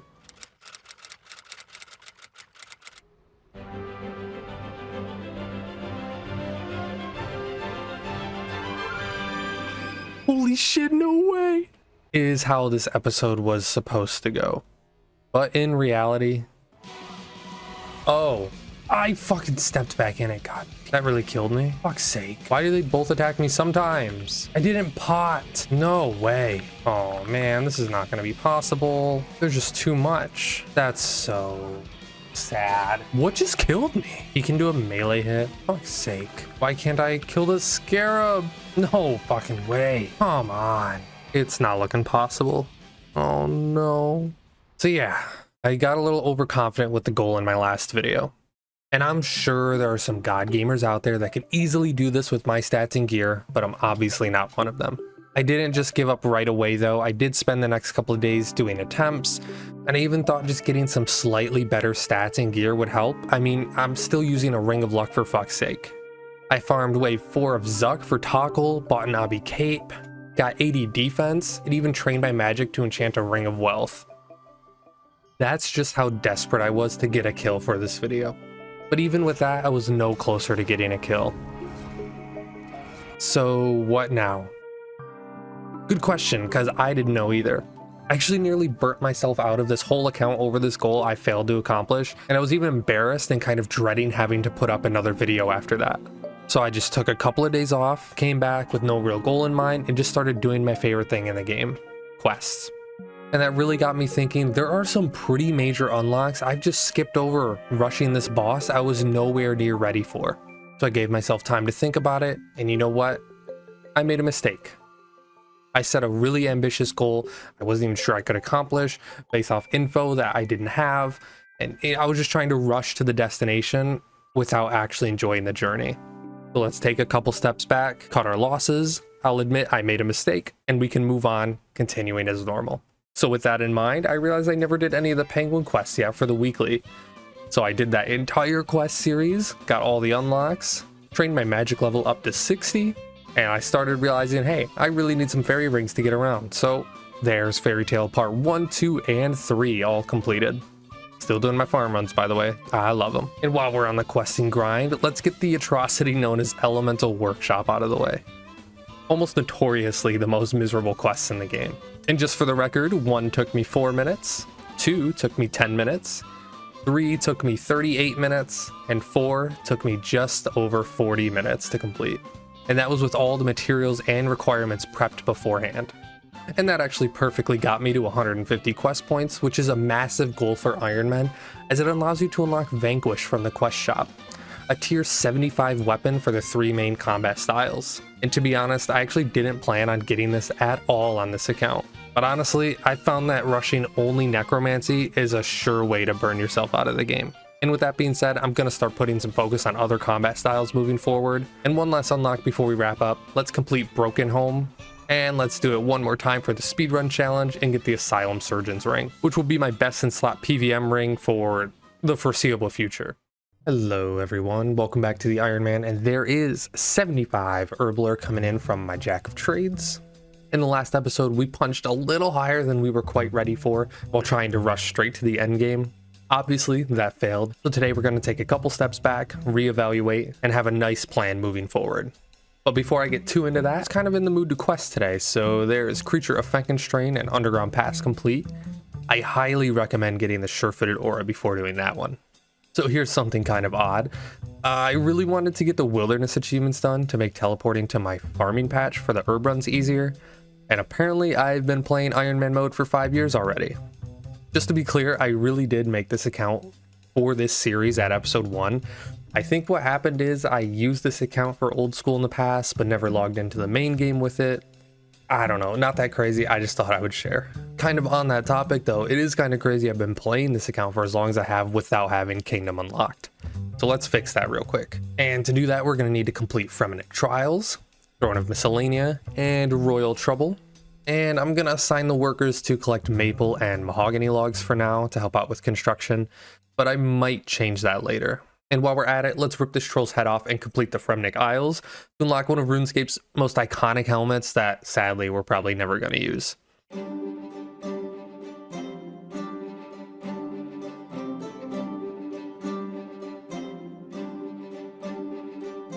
So I actually did pass 60 magic a while ago, and I'm kind of getting sick of these mystic weapons, so let's head up to the Wilderness, complete the mage training arena to unlock the god capes and their respective staffs. There we go. Obviously going to use the Ceradomin one. Probably the lamest of these three gods, but sadly has the coolest looking cape. Still staying on top of my Reaper task, by the way, which seems to be Ermod like 90% of the time for whatever reason. Damn, another one. Been getting really lucky with these plates lately. Alright, so it's time to lay out the goals for this account, because as we found out last time, I am nowhere near ready for PVM as I thought. So here it is, a 3-stage plan to not only start bossing, but just get my account into an overall good spot to do anything I want in the game. Stage 1, unlocking the invention skill. Invention allows you to disassemble nearly any item in the game for components, which you can then use to build machines, discover new items, and augment your equipment with all kinds of perks. Which not only allows you to just do more damage, but even skill faster too. Using this skill to its fullest is a must if you ever want to reach some of the endgame bosses. Unlocking invention is going to require me to get level 80 in 3 different artisan skills, those being crafting, smithing, and divination. Here is where I'm at with those skills now. We're going to make some huge progress today. And obviously, you know I'm going to be doing quests in between, so there's the Golem and Family Crest complete, which not only give me some token crafting XP, but unlock the smithing and cooking gauntlets. I really should have got this one done weeks ago, but it's still going to help as we get deep into the smithing grind. The hype for this one's kind of non-existent since I waited so long to do it, but there's Elvarg Slain and Dragon Slayer completed. As for invention, you know, I need 80 smithing, crafting, and divination, and all 3 of which I'm over 70 in, the closest one being divination, which I should have fairly soon.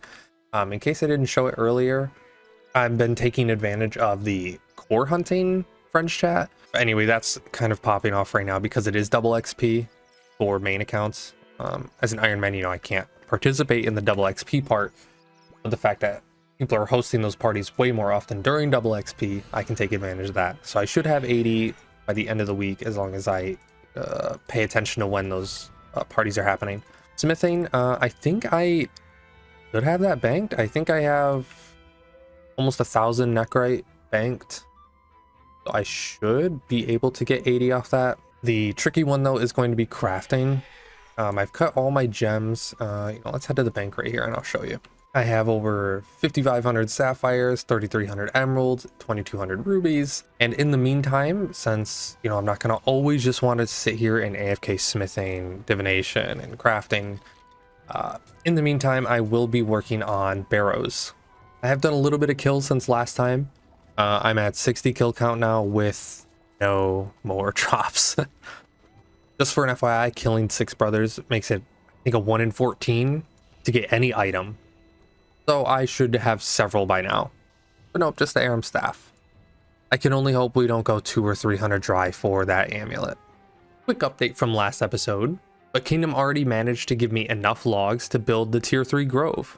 I can officially start getting the hatchet pieces whenever I go back to woodcutting and slowly work my way towards that Incando hatchet. Oh, he said he lost his toy. All right, should be coming up any second here, and there is 80 divination. Thank you to the core hunting guys on the Friends chat and the Discord for calling out the parties. It's made this so much easier, and it's so much faster than just actually training the skill properly. That is 1 out of 3 for invention unlock. We still have 7 levels to go on crafting and 6 levels to go on smithing. Right now I am just cooking. I'm getting close to 70 cooking. I'm gonna need that for a recipe for disaster. I had some AFK time, so just been working on that in the meantime. But basically my routine right now is go mine gem rocks, and then from there I am just mining. I've got about 500 neckrite banked still, so I'm gonna go ahead and smith that up, make some burial sets. I don't believe that'll get me to 80, but it should get me 77, 78 maybe. I am tempted, you know, I haven't used any penguin points yet. I am tempted to use them to lamp crafting and like my daily jack of trades. I mean, I already am at 75 herbler. I know I need to rush up there for overloads, but honestly, I'm so sick of mining gem rocks every day. Problem is I need about another million XP for level 80. It's a long way to go. But anyway, I will be doing all this still, and I'll check back in once I'm 70 cooking. And just like that, it looks like we are out of chromium bars, or just about out. I am just doing burial sets, by the way. We did end up at over level 78, so there's about 300,000 XP left to go. Yep, 307k for level 80. I did want to mention what we're looking at with the gems. I got 6,400 sapphires, 3,800 emeralds, 2,600 rubies. Still got quite a bit more to go. As for food, you know, the 70 cooking, I didn't even get through all my desert soul. I still got so much of that left over. I was running low. That's the whole reason I decided to pause and start cooking for a little bit. I don't know if I ever mentioned that. The 3,000 food should last a while. I'm focused on skilling right now. Anyway, even if I need more, I got 1,000 more to cook, and I have almost 2,000 catfish. There is 76 herbler from the daily, and I think that's a good stopping point for now. That unlocks super magic potions. I think that's all the supers. Yes, that should be all of them. Super magic, attack, strength, and ranged, and necromancy for that matter. So I'm going to take a break from lamping this, and I'm going to start getting into crafting, because at this point, this is going to be the one we're really waiting on. I need another million XP.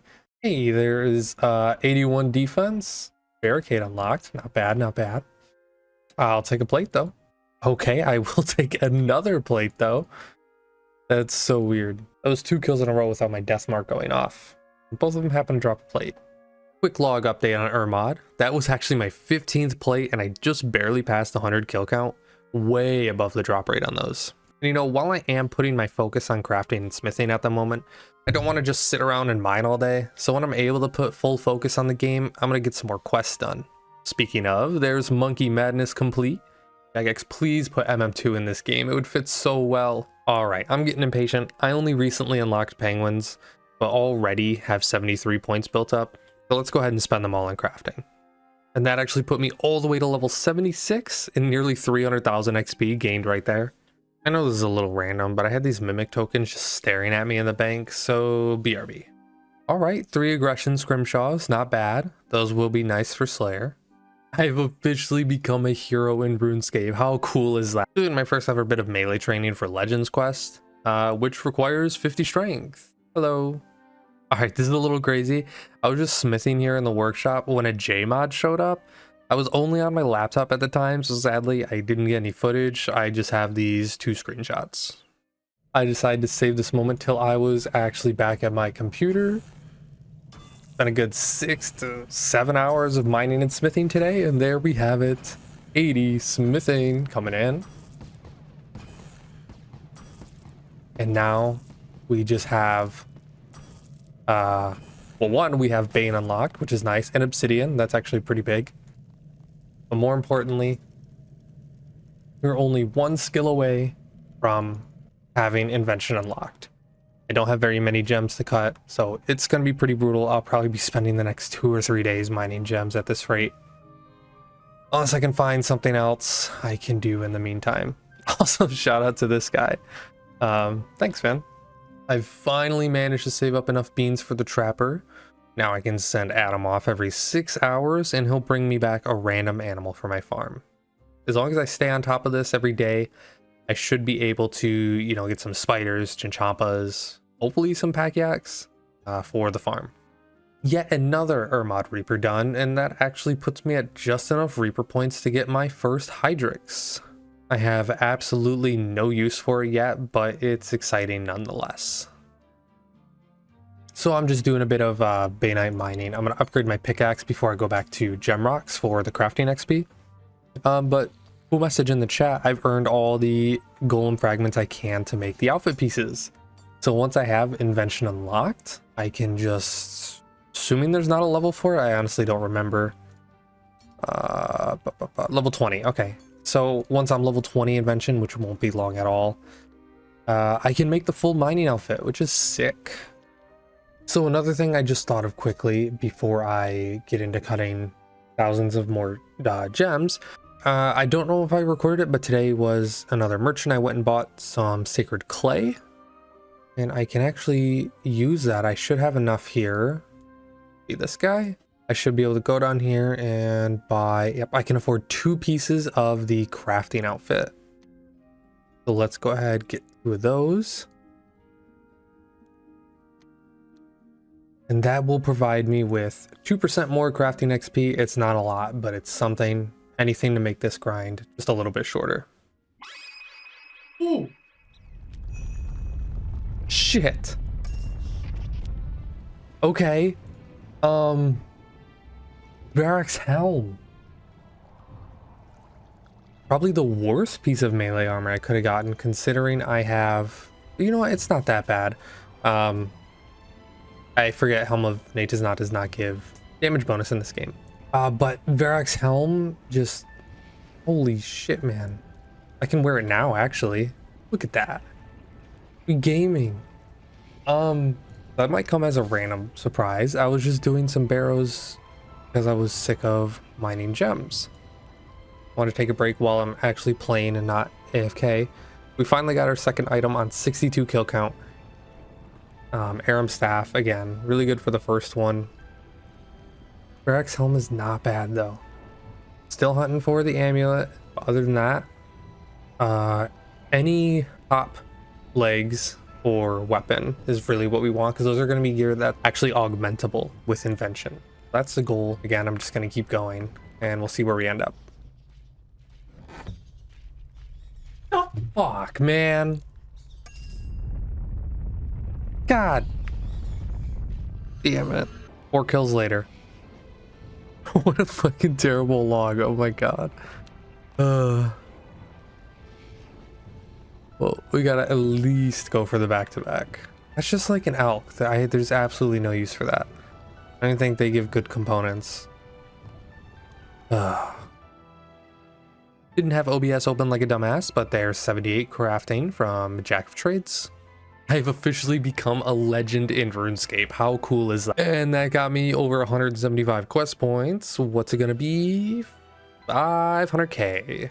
And another fortunate component. I am so close to being able to disassemble you. That's finally mixing it up. I got a Barrows Reaper today. There is 69 Slayer. This was at like 3 a.m. so I couldn't really get a reaction. But I got a fucking Guthin's plate body. I think my Barrows luck is starting to turn around.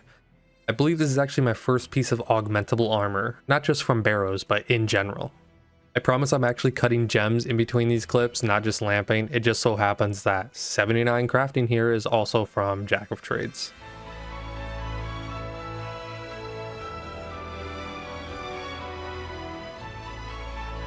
All right, this last inventory should do it of gems. Boom, boom. Any second now. We did it. Finally. Level 80 crafting, and it's lit up. The invention skill. We can technically make a glory now, which is nice. Fuck that though. Let's go to Fally. Look at that. The doors. Oh, what the fuck is going on here? Interesting. Anyway, the door's open. We in.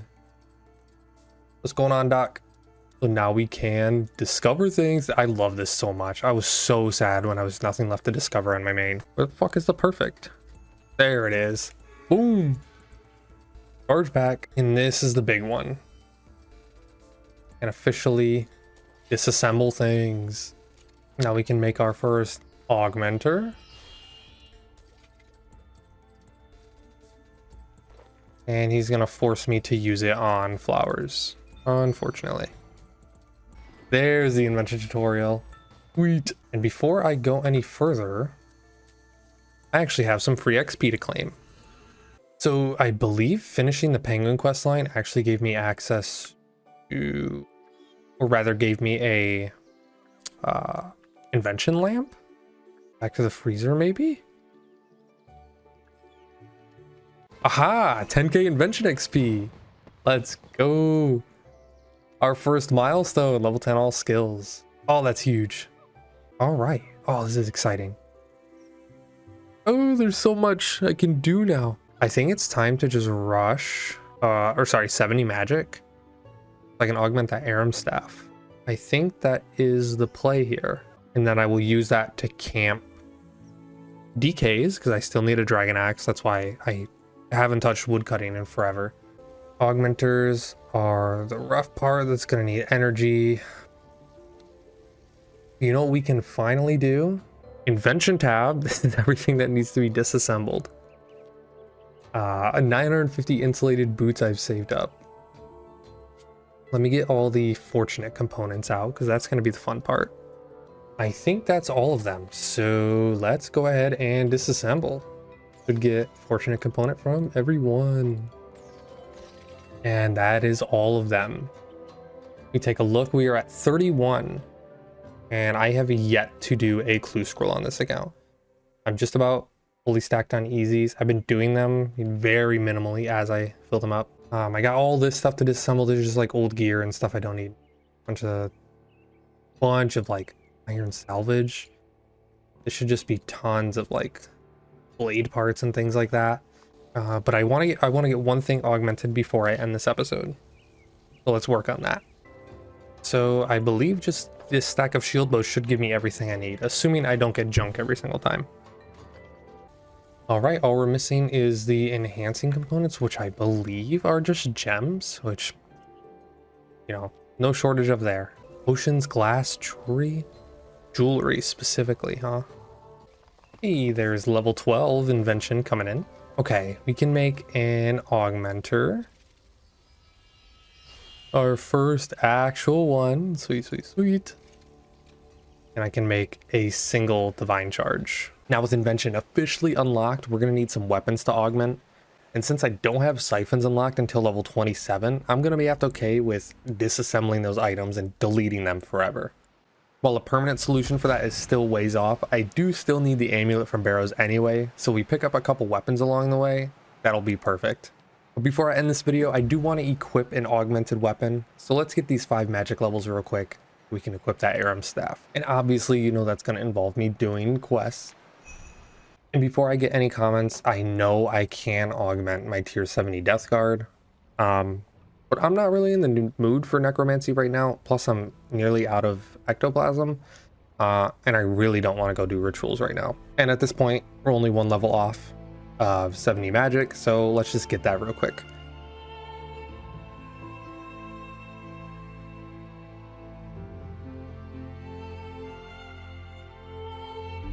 All right, quick little update. I've spent the last 2.5 hours doing Dagonoth Kings. Got up to 69 magic at 94 kill count with not a drop. This is just camping Rex, by the way. I did this while editing and my computer's not good enough to, you know, edit and have OBS open to record. So, you know, that kind of stuff just has to be done in the background. I did manage to get, pieces of rock shell. Yes is okay, it's power armor, but I mean, look at this. Anyway, we got one more magic level to go, and we can equip the staff. All right, this last zombie should do it here. And there is... all right, for real this time, there is 70 magic coming in. And we can finally equip our Aram staff. Go ahead, grab this here. We need our augmenter, obviously. I didn't use it. Augmented version, which require divine charges to use, no problem. Also become untradeable. Cannot be undone. Boom. And we officially have an augmented Aram's staff. Sweet. Oh man, starting with level 13 invention, I did get a level while disassembling more junk in my bank, but we finally have a tier 70 weapon that's not necromancy, and we can level invention properly. So I think I can get this to level 5, and then I have to delete it, but it'll be worth it for the huge XP drop. Right now, this is kind of my best in slot gear. We're at the lunar stage of the account. I never realized the lunar ring and amulet are crazy. 30 strength bonus on that is ridiculous. Anyway, though, we do have our Aram staff augmented. The goal is complete. All right, that was another 2 hours of Dagonoth Kings. Actually, probably close to 3. We are sitting at 200 Rex kill count and just the warrior ring to show for it. Real unfortunate. I really need this dragon axe to, level wood cutting, fire making, fletching for my next goal in mind. So the longer it avoids giving me a dragon axe, the longer I have to wait on that. Well, if there's anything to good come from it, our staff is officially level 5, actually way past level 5. I just want to wait till now to officially delete our Aram staff. No, we're not receiving any junk. We'll receive double materials, 91k XP. This won't get us all the way to 27, but it will be close. Goodbye. 9 invention levels, not bad. Hey, base 20. We have all these blueprints to unlock now. We can officially craft outfit pieces. I can go make the full mining outfit. I can augment my tools. I can augment armor officially. So that's actually the plan. Let's just head to the fort and get to discovering. Hey, there is already a level to 24. 2 more things we can unlock. That is everything we can invent at the moment. First thing I want to do is get this augmenter made. We're just missing enhancing and powerful. Oh, while I'm at it, I should mention I did craft a fuck ton of Slayer rings. Obviously not 25,000, but I was able to make 700, and that also should give me the enhancing that I need. Aha, there's one. All right, we can make an augmenter. And while we don't have any weapons left that we can augment, we do have this Guthan's plate body. So we can go ahead and level this up. That means I finally have to train melee. Like, it's just unavoidable now if I want to train invention. But we can level this Guthan's plate body. Let's put on my best in slot melee gear just to see what it looks like. Also, I did get this Fremnik equipment patch a long time ago, so I can upgrade one of these pieces of rock shell. Obviously I shouldn't do the chest plate since that's what I'm leveling right now. The helmet's tempting, but I have a decent strength bonus helmet as is. I'll probably do the pants. My alternative is just a rune plate legs anyway, so let's just upgrade it. Why not? Superior rock shell, kind of sick. Oh, it degrades. Okay, well, good to know. It looks fucking awful though. Oh man, I love Ironman. This is actually my best in slot gear for melee at the moment. Technically it's this, but I'm not wearing this. For 1 strength bonus, fuck that, I'll wear the Berserker helm. We have a Berserker helm, a trimmed strength amulet, Legends cape, looking sick. Guthan's plate body, superior rock shell legs, rune boots, rune gloves, rune 2H, and a warrior ring. This is fucking sick. I will be getting some melee training in, I guess. I believe yes, up until 27, I still can only go to level 5. It really shouldn't take that long. I just got to figure out where I can train without dying. I do have 82 defense. I just need to get these two up. So that'll be my next plan for the next few hours. But before I do that, let's get this out of the way. We can go down to skilling outfit pieces, and we can make all 15 pieces of the mining outfit already. Can't thank gem mining for that, since it's very slow XP, but it's like I believe every XP drop there's like a chance you get some outfit fragments, blah, blah, blah, blah. I don't know, it's some complicated system. Go ahead and combine them all. I'm not a fan of how the outfit looks personally, but boom, we can technically recolor it. But here it is, full mining outfit. We get a +5 crit chance, an extra rock opportunity multiplier, which is when the rocks glow, and makes the living rock cavern creatures not aggressive, which really isn't that useful.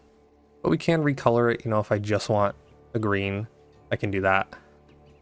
I'll leave it the rainbow for now. But that'll be nice if we ever go back to like Croesus or anything. And I'm gonna go do some strength training. See you guys in a bit. All right, I think that's where I'm gonna stop for now. Let's go ahead and get out of here. Just been AFK training in the Abyss. Once I had 60 attack, I upgraded to my Dragon Spear. We got quite a few episodes ago. But the Guthin's Plate Body is level 5, so it is time to disassemble. Another 90k XP, and this will get us well over level 27. 29, almost 30. We can now make siphons, finally. So we're no longer required to just straight up delete items. It is faster XP to do that if there's an item you can, get over and over, or that you have duplicates of. All right, yep, now we have the ability to make siphons. Precious components shouldn't be a problem. I should be able to get that pretty easily from my Slayer gems. This one's going to be a little more difficult eventually once we unlock the White Knight shop, I believe it is. That'll be a good source of those. But yeah, that's a big unlock. So I need to make a new chest plate, or probably just go ahead and craft a Bay Knight one or something just to get me by. Actually, I have the Rock Shell one. Power armor, better than nothing. All right, so now we are officially at a point where we have Invention unlocked and can pretty easily level it. Once we have a new weapon to augment, we can siphon it. We don't need new things to destroy anymore. We still need a reliable way to train it, and a lot of you guessed it, my next goal is the Sun Spear. A reward from River of Blood, the finale to the Vampire Quest series. This quest alone has some pretty steep requirements, like 78 in all main combat styles, but even the prerequisites have a lot of big ones, like 78 Slayer and 79 Construction. So in opposite of last episode, we're going to be doing a lot of combat this time around. Without further ado, let's jump right in. Wait, his armor is actually updated to the cosmetic set, not the actual rune armor? How weird, what the hell? I'm gonna go ahead and get Animal Magnetism complete. Ava's is not only gonna be my best ranged cape slot for a while, it's gonna save me tons of ammo in the long run. Speaking of, there's 50 range. I can now upgrade to the Magic Shortbow, which surprisingly still has its special attack in this game. 51 range. I've been trying to check the Trapper at least once a day, and I already got my first chin from him. That's fucking huge. A little anticlimactic here since I did lose the footage, but I did get a Dragon Hatchet while AFKing some Dagonoth King. But I went ahead and augmented it and put on some very basic perks. Okay, just got the hit points pet from Slayer. Cool, I guess. Probably my least favorite pet in the game, but it was also the first one I got on my main, so I'll take it. So Death finally did it. He gave me a Jad task. Rather than re-roll and possibly lose out on points, I'ma just get it over with. It's 2024, nowhere near my first fire cape. I don't really need to make a big deal out of it. Let's just get it done. Alright, all that shit talking, I nearly died like 3 times there at the end. I missed a flick at 1.2. Yay, fire cape. Alright, back to Slayer. Big one coming in here, level 70 in the Slayer skill. Cool. 56 strikes. Alright, before I go too hard on Slayer, I think it's time to get myself a black mask, which is going to give me a 12% damage and accuracy boost to anything I kill on task. It's dropped at a 1 in 512 from Cave Horrors, and can later be upgraded to a full Slayer helmet. There are a couple of quests before we can even start that grind though, so let's get into it. Holy shit, it's me! Well, half of me, I guess. Rum deal completed. There's cabin fever. Let's go get our black mask. Ooh, 60 strength. Nice, nice. Hey, there it is. So the Slayer log in this game doesn't even keep track of cave horrors for some reason, but each kill was about 5 to 10 seconds, and this took me a little under 2 hours. So maybe 500-ish kills. Either way, I got it pretty close to the drop rate, it feels like. 80 hit points. This is the part of the video where I do the 2 stupid ogre quests so I can hit this big red rock 50 times a day. Moving on. Hey everyone, Future Luke here.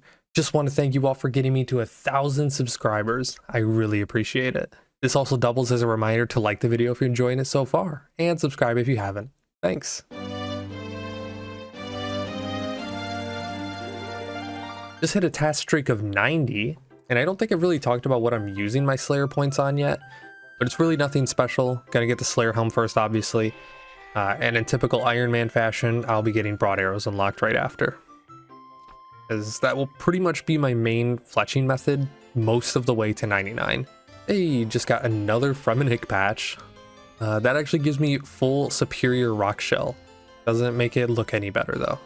All right, that is 112 tasks complete and should give me just enough points for a Slayer helm. We're making progress. Just getting a quick Reaper task done, and there's 100 Barrows Brothers completed. I've only had the Trapper unlocked for maybe a week, and he's already given me a breeding pair of chins and spiders. That's ridiculous. All right, so there is actually a quest I should have done way earlier that gives an insane amount of magic XP, being Evil Dave's Big Day Out. But there are a couple of requirements I gotta get first. There's Troll Stronghold, which I believe now unlocks God Wars for me. Not nearly ready to go there yet, but if Death decides to give me a Reaper task, I might try. There's some funny staff joke I could make here. Temple of Ikov completed. And I'm just gonna need to start RFD here. I might as well talk to all the guests and start their subquests. That way I don't need to come back. And we have freed Evil Dave. Now we can actually do what we came for. There it is. 50k magic XP is insane, especially with only a requirement of level 30. Okay, I was wrong about the God Wars thing. You actually need to climb down here first for Death to give you a task. Quick editor's note here, but I really come to regret doing this. Over the next few weeks, I actually lose out on so many Reaper points skipping these tasks. Don't recommend unlocking this place until you can consistently get kills.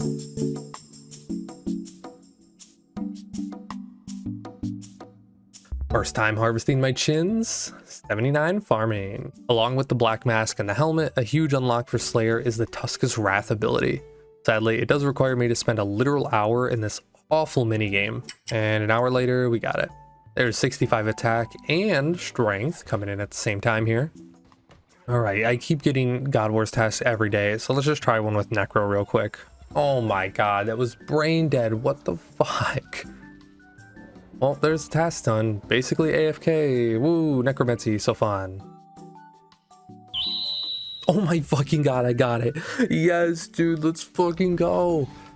Oh my god, yes. Yes. Get me out of here. Basically right on drop rate too. And now we get to destroy it. There's the relic unlocked and harnessed. Perfect. One of the best archaeology relics unlocked. Good morning, everyone. This next log should be 76 fire making. And that should be the final requirement, final fire making level for River of Blood. So now I plan to move on to fletching. Here, I have about 30,000 arrow shafts made, and if I can find them in this messy bank, I've bought about 31,000 broad arrowheads so far. This is one of those things I kind of had to stop doing because of cash. I'm down to 1.5 mil, and it's 300k to buy the arrowheads every day. a 300k per day. I had to take a break from that. But I need to do a shop run for a bunch of feather packs, and then I will be spending likely the next few hours fletching. I have no idea what level this is going to get me to. I'm not even sure. 225 XP per 15 is pretty good. I should get quite a few levels. I believe the goal is 78. Maybe it's just 70 actually. So it is just 70 fletching. I double checked just for the blisterwood stuff. It's not for River of Blood, but it's for, I believe, 2 quests before leading up to it. So I'm gonna get that requirement out of the way next. Wish me luck.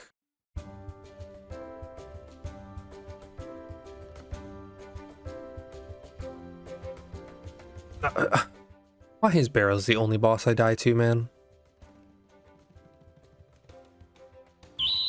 Ooh, an Aram skirt. When it rains, it pours, I guess. Another huge one, actually. There is Horror from the Deep completed for a few unlocks, but mainly 55 ranged. That gives me access to chins, which I'm probably going to use all the way to 78. I got plenty stacked up from wilderness events. And I might as well grab all the god books while I'm here. All right, May, I got 200 quest points. What do you got for me? 500k and another fortunate.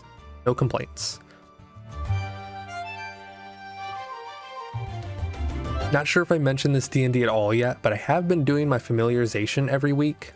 And there's the final outfit piece. I can now actually train summoning when I have some money. Now onto some quests, for no particular reason other than I'm in the mood to quest. I did not bring a weapon, for fuck's sake. Alright, after walking back here like 4 times in search of the Myrique complete and Edgar's Ruse completed. Alright, pretty big moment here. The woodcutting has been my main AFK as of late, since I do need 78 for blisterwood. And here is the first siphon on the dragon hatchet. That wasn't that cool, actually. I don't know why I forgot about this, but once I hit level 80 crafting last time, I can make a glory now. I'm not sure why I didn't do it then, but better late than never, I guess. Alright, it's officially time to get started on that range grind. At first, I did go to Shattered Worlds with Black Deed Hide and Chins, since that's what I know from the past. But after like an hour, I realized I don't really need anything from this minigame. At least anytime soon, now that Dive is a separate ability in the game. So I end up actually training via the Abyss for like 90% of it. Time for the rare mobile clip. Here's 78 woodcutting. Officially done with that. Hey all, quick update here. So all of those broad arrowheads got me up to 70 fletching. I did the math on this remaining XP, and I'm basically gonna need double what I had, about another 30,000 broad arrows. So that's gonna be a while. About another week of buying them from shops, so that's just time gated at this point. It was 75. I don't know if what I said previously, but it is 75 for River of Blood. So with the fletching being time gated, the herblore kind of being time gated, I mean, we're like 3 days off of 80 through Jack of Trades, so I'm not going to rush that. Really, all that's like the big stuff left is combat. I do need 78 in attack, range, magic, and at least 75 strength. So I'm kind of at the point now where I just need to do combat. There's really no avoiding it for the goals I want to go for moving forward. So it's just about doing combat skills at this point.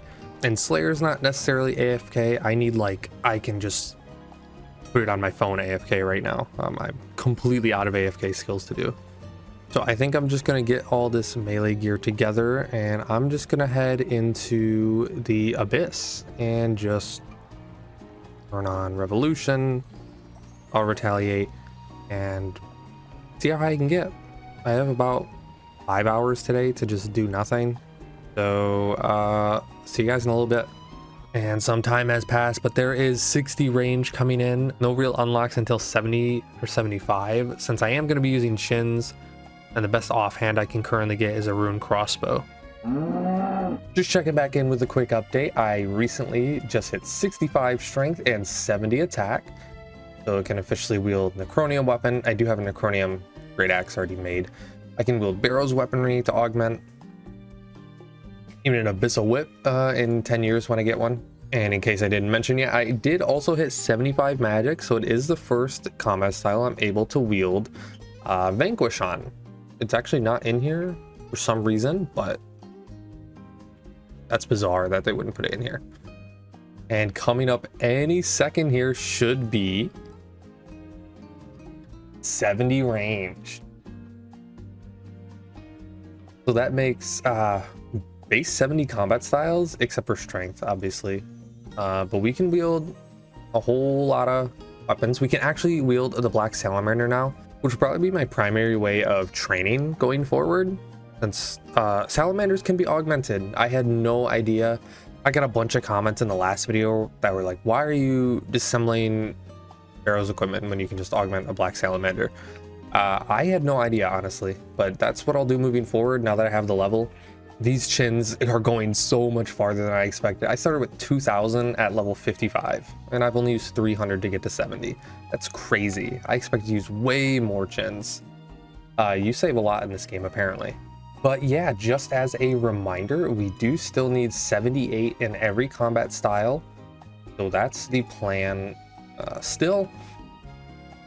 It has been a couple of days since I've really been able to get on and play. So I haven't had as much time as I hope to really grind out these combat stats. But really, it's just about AFKing in the Abyss like I've been doing. I can probably try a different area now that I have higher stats. It's just between that and I'm training on Slayer when I have time to be a little more active. Since I have the level now, I'm going to go ahead and just augment one of these Black Salamanders. And I will continue range training with that. Hopefully it's doesn't bring down my XP too much not using chins. The only problem is my offhand is still a rune crossbow. Oh, Salamander's 2H? What? Wait, that changes everything. I had no idea. Wait, range training will not be as bad as I thought. Okay. Since we're going to be disassembling the salamander over and over, let's try and get some decent perks on it. I'll make 5 for now. Hopefully that's enough. There's some really basic perks I can go for that are like a 1 in 4 chance to get. Let's see. All right, first basic one we're going to go for is Precise 2. Holy shit, that is bad. Oh my god, that's worse. All right, let's try for the other one first. This we really just want scavenging. Looting would be nice, but really just scavenging is the important one. That kind of sucks, but I'll hold on to it for now. I only have enough precise components to try this 2 more times. There we go, Precise 2. Thank God. All right, last one. Let's see if we can just get this, please. Scavenging 2, perfect. All right, we'll do Precise 2, Scavenging 2. And since we're going to be disassembling this at level 10 every time, we'll be getting all the gizmos back, so that's no problem. Just gives a little more DPS to help with the range training. These can just get deleted though. 76 mage coming in, 2 more levels to go.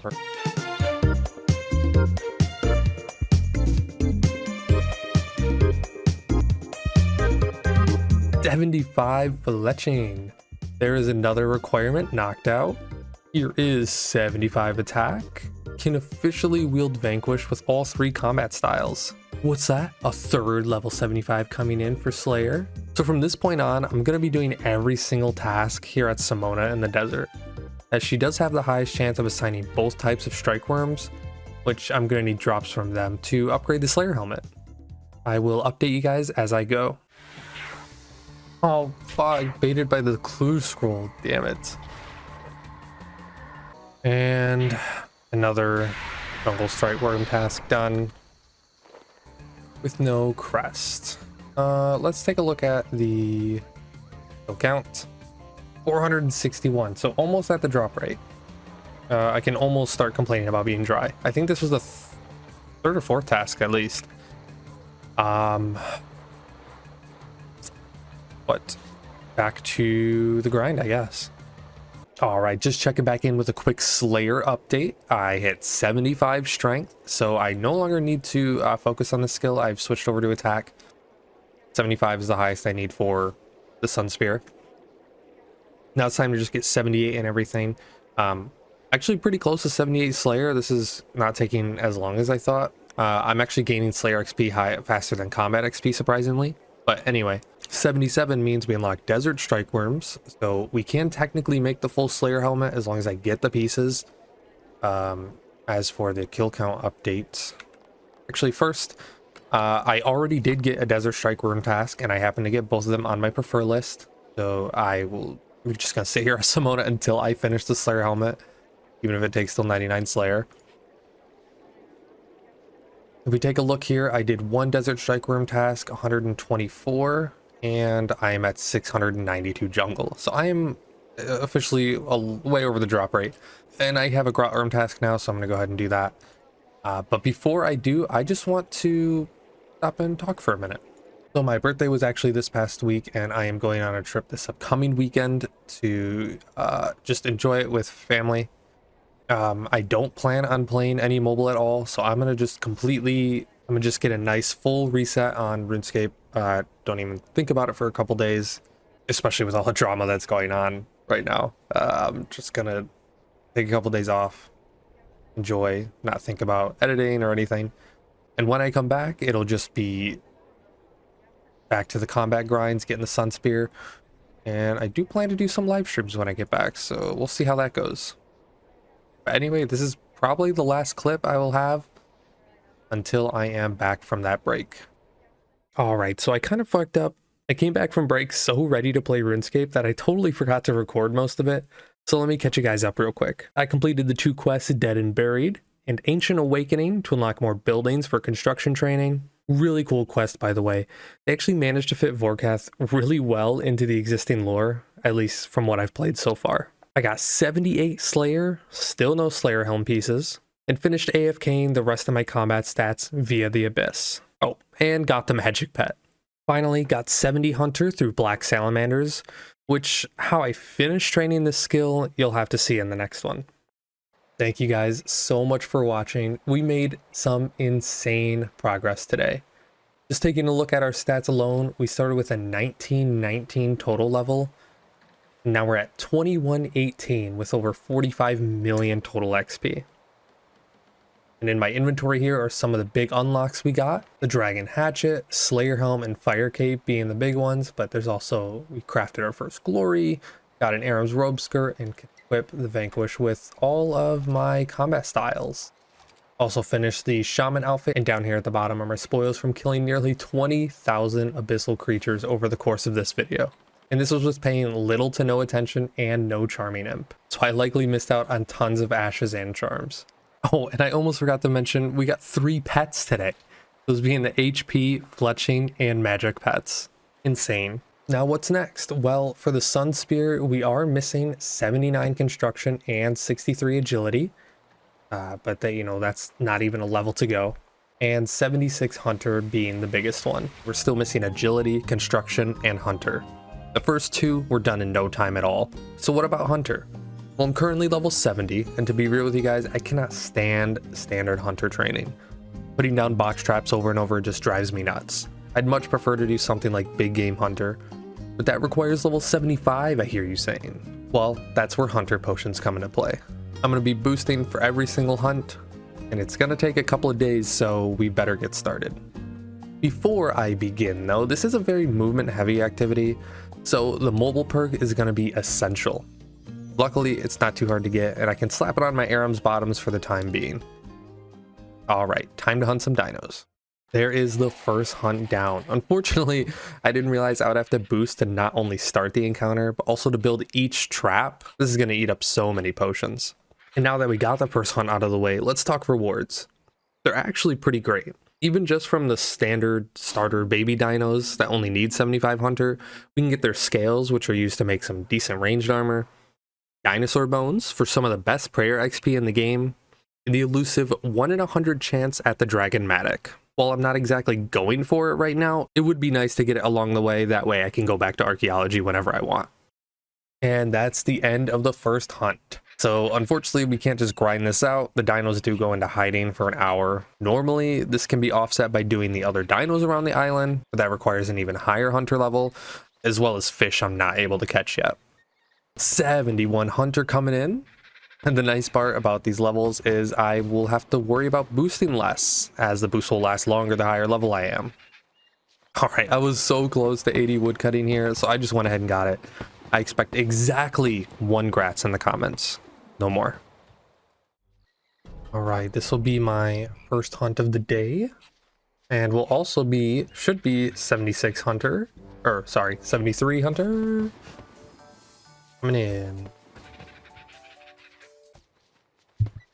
Holy shit, I got my first double. Here we go. Okay, time to not fuck this up. I pausing my YouTube video. I'm going full focus now.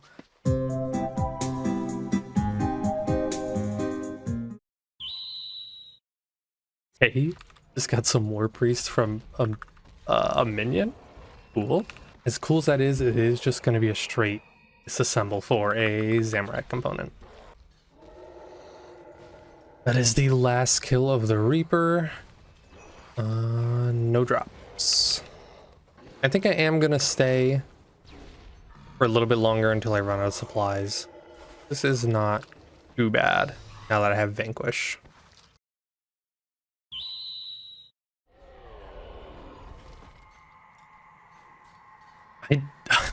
Okay, I just got a Clue and War Priest at the exact same time. Cool. You know, I've been sitting here for like 2 minutes waiting on the next Krill to spawn. I'm just now realizing the instance is over.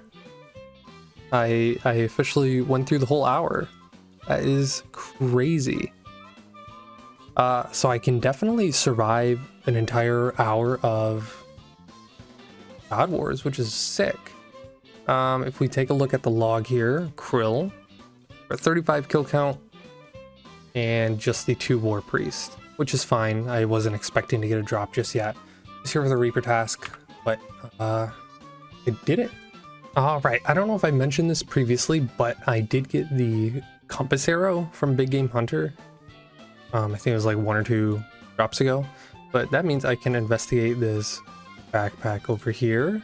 I get a broken piece that lets me make this full compass that I can then take to the hunter shop guy here in Anachronia, and he'll give me some free currency for his shop. Hand it over, and there is 25 marks, which should put me, yep, 57. And obviously the first thing I'm gonna get here is quick traps. Increases the build and arm speed of the like ballistas in Big Game Hunter by 30%, which is huge. So get that right away. Then afterward, I'm probably going to be using dinosaur eggs. Wow, that's a crazy, I didn't even check, and Roar started right as I started this encounter. And this is the first one of the session. So that's really good. A time to really focus up. That's going to increase my XP and drop chance. Hey, there is 74 Hunter coming in. We're now 1 level off of no longer needing to use Hunter potions to boost this, which will be nice.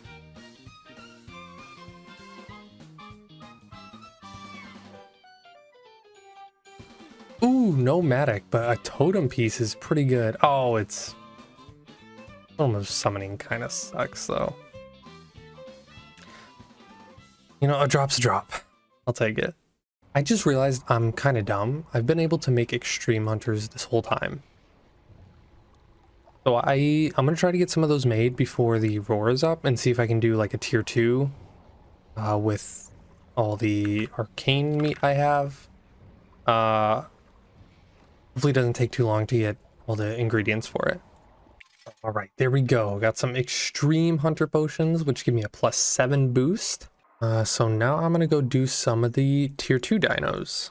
Unfortunately, I wasn't able to get it in time for the roar, so we'll be doing it outside of roar, but still gives us something to do while waiting on the cooldown of the tier 1. Actually, ignore everything I said. I apparently can't read.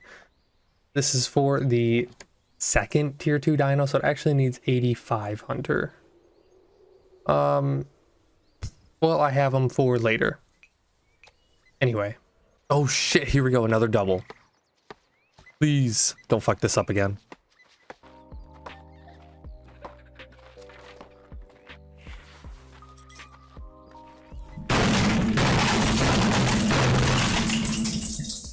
And that is 75 hunter already. This is going by so fast.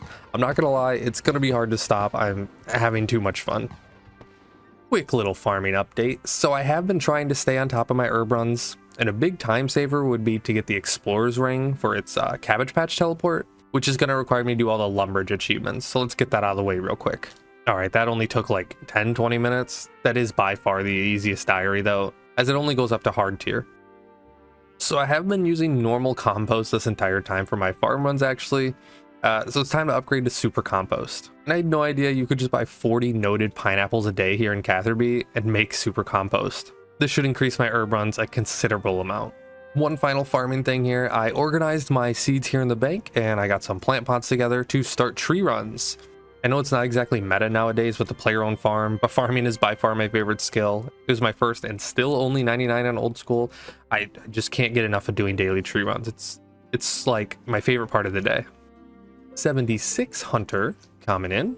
While I would love to just jump straight into the questing now, I don't have a ton of time to sit down and do these hour-long quests right now, so more hunter in the meantime.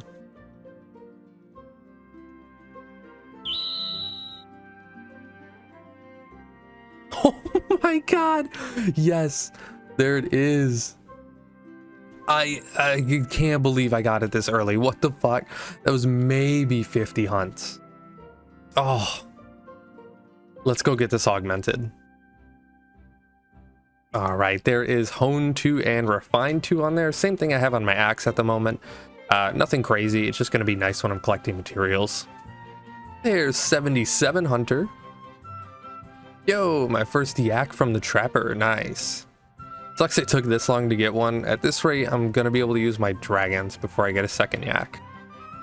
All right, so while I wait on these dinos to come back out of hiding, let's get started on those quests. There's like 5 or 6 we got to do before even touching River of Blood, starting with Darkness of Hallowvale.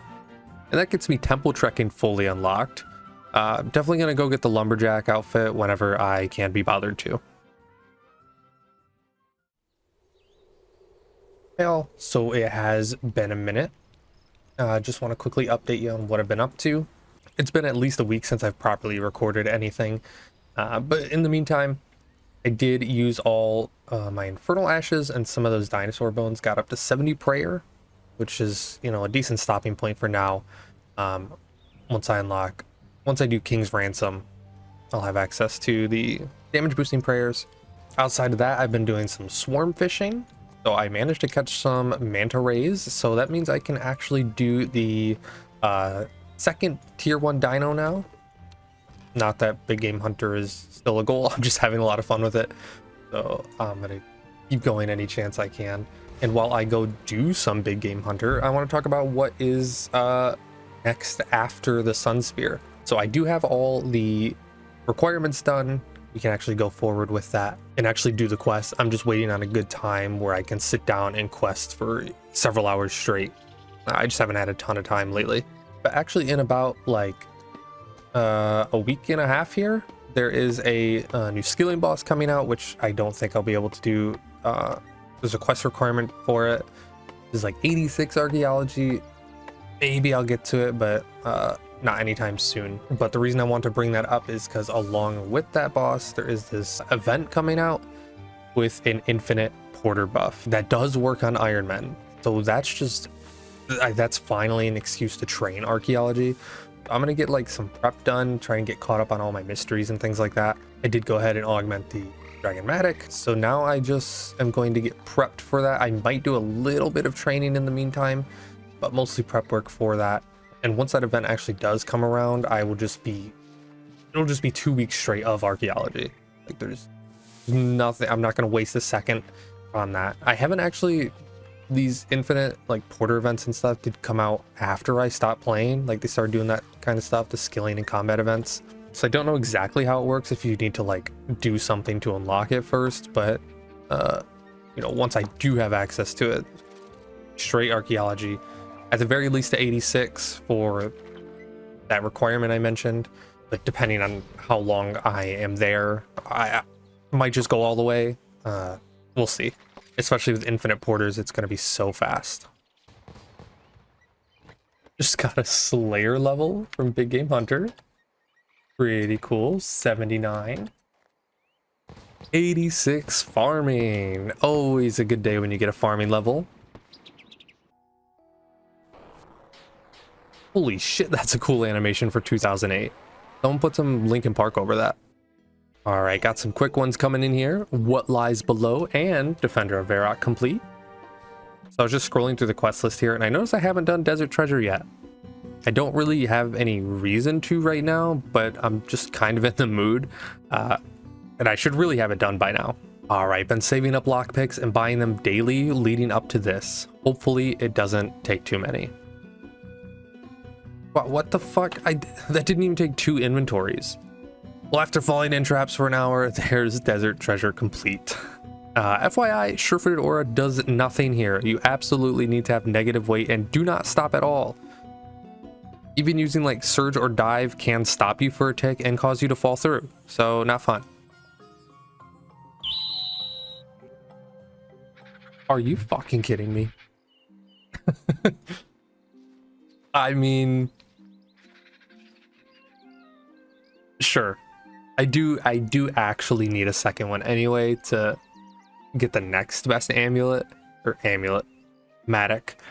Wow. 96 and I've gotten 2. I'm pretty sure I did like 200 or something on my main back in the day, and back in the day it was like 4 years ago, and didn't get 1, so that's kind of crazy. I'll take it.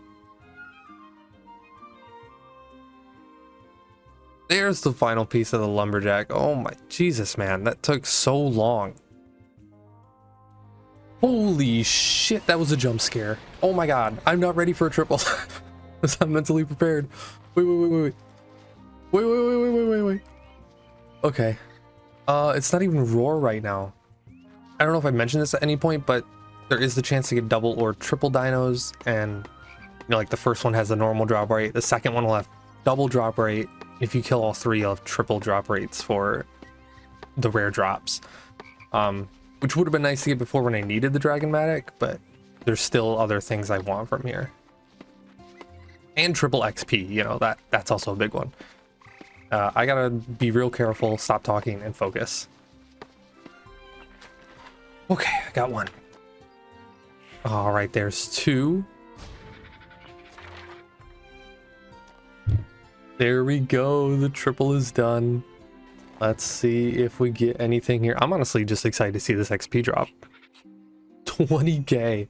Holy shit. The bones. Oh my god, that's so much prayer XP right there. 79 hunter coming in. Totally didn't forget to record 78. I don't know what you're talking about. And no, I don't have a problem. I can stop big game hunter whenever I want. Oh man, the Avandis flail. Such an iconic weapon. I'm kind of impressed they kept the chain, like, physics or whatever actually moving over the years.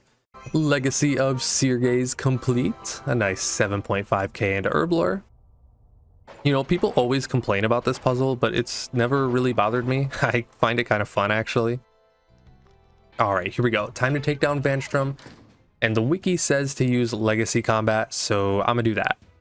All right, here we go. This should be quest complete coming up. Defeated Vanstrom. And there is Branches of Darkmire complete. Vanstrom has been defeated, but we still need to find Sophalon because he is missing. Some pretty big XP here. Several levels. Agility, fletching, and a woodcutting level. And we're even going to get an Herblore level here. Sweet, an extra 150k in Herblore.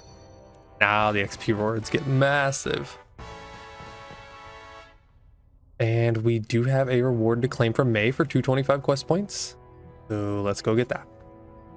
And this is a tier 3 dice, so we're on hard clues now.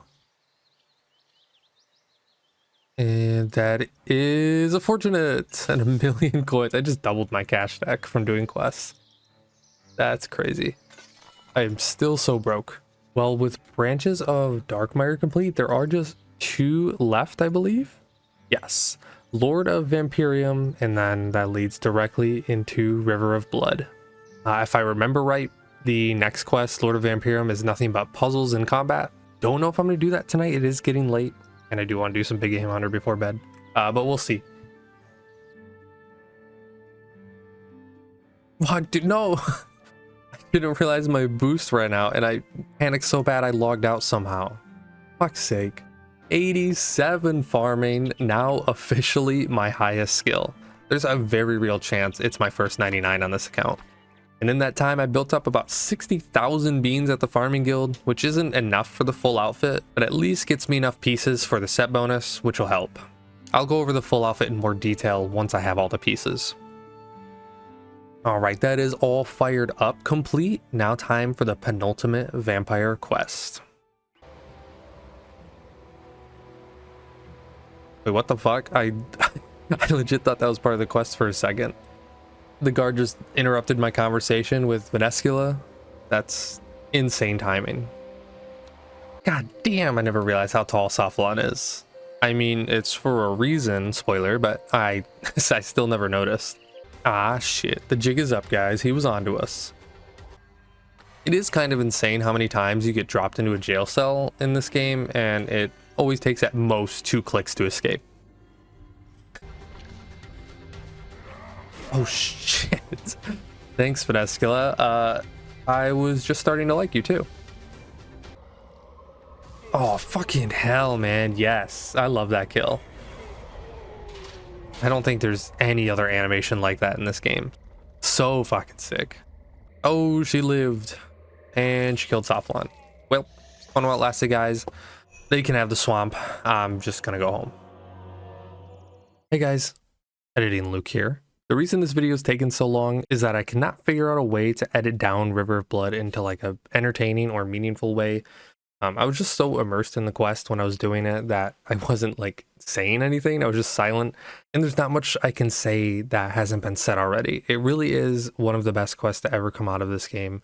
If you haven't actually read it while playing it, please do. I can't recommend it enough. Anyway, back to the video. Finally, there it is. River of Blood completed, and we got our Sun Spear. Didn't waste any time augmenting it, so let's go try it out. And I just happen to have a Krill Reaper, so what the okay, thanks, Penguin. I haven't even gotten to the boss room yet, and I got a drop. Thank you for the War Priest cape.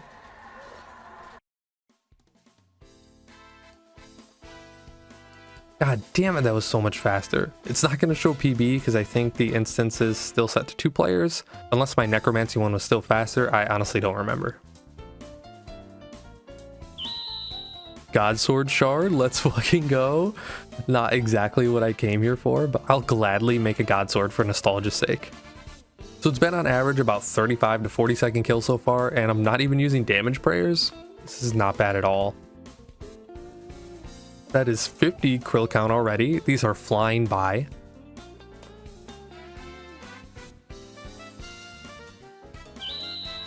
Ooh, War Priest pants. I'll take it. Another one on the log. That is 80 in the magic skill. Oh my, no fucking way I got a garb. Yes, dude. Oh my. That's actually the best drop I could have gotten.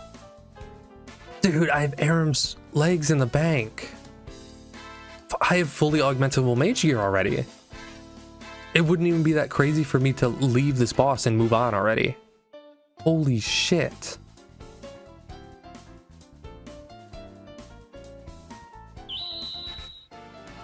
Dude, what the fuck is going on? It's been like 10 kills since the garb. Subjugation boots, thank you. All right, the hour is up, so this will be the final kill. More War Priest. Damn, man, what an hour. Like, just as a quick aside, since I didn't really do a proper introduction into Krill, each of those pieces of subjugation, like the magic armor I'm here for, drops at a rate of 1 in 512. And I got 2 pieces before 100 kills. Just insane luck. And I think that's going to be the perfect place to wrap up today. I went ahead and augmented the garb, got some decent perks on it. It's not what I was going for. I spent a solid hour trying to get crackling. It's really hard to get crackling before Ancient Invention. I had no idea. And I went ahead and swapped around the perks a little bit. So I got P3 E2, which is actually really good for this level. I was just going for Precise 2, and I ended up with Precise 3. This is just big damage, more ability damage. I got Biting 2 on the chest plate. I went ahead and got Demon Slayer Mobile since I couldn't get Crackling, and I'll probably be killing tons more krill. I do have another Reaper task for it. And on the pants, kind of didn't really know what to get beyond Scavenging. So I went ahead with just Genocidal, and I just happened to get Bulwark, which is whatever. That's never going to take advantage of that. So do more damage on Slayer task. Not exactly what I wanted, but I'll take it. And you know, one more thing to wrap up. Hey, I got the archaeology pet earlier this morning at like 500k XP, which is crazy. Let's just open this up here as just a quick pet update. So my only boss pet, this is just from the beach event, if you really want to count that. But I'm up to 5 skilling pets: farming, fletching, HP, magic, and archaeology. Pretty sick. But anyways, that's where I'm gonna wrap up today. We made some insane upgrades. Like, realistically, we could be done with krill now. I mean, I have an augmented leg piece, but I don't really want to keep an Aram's robe skirt long term. So I'll do a little more krill, but I'm not going to camp it until I get the legs. I realistically could move on already. Okay, here we go. An hour of krill. Oh my god, hashtag's looking a little low. Hopefully we can make some of that back in this hour. Ooh, effigy. I will never complain about that. 80 Slayer from the Reaper task. Nice, nice. Our first milestone here, 100 krill count coming in. 81 magic, and that's another piece of War Priest. I'm not going to be showing the drops for those anymore, but just know they're all getting disassembled. I'll try and update the Zammy components every now and then.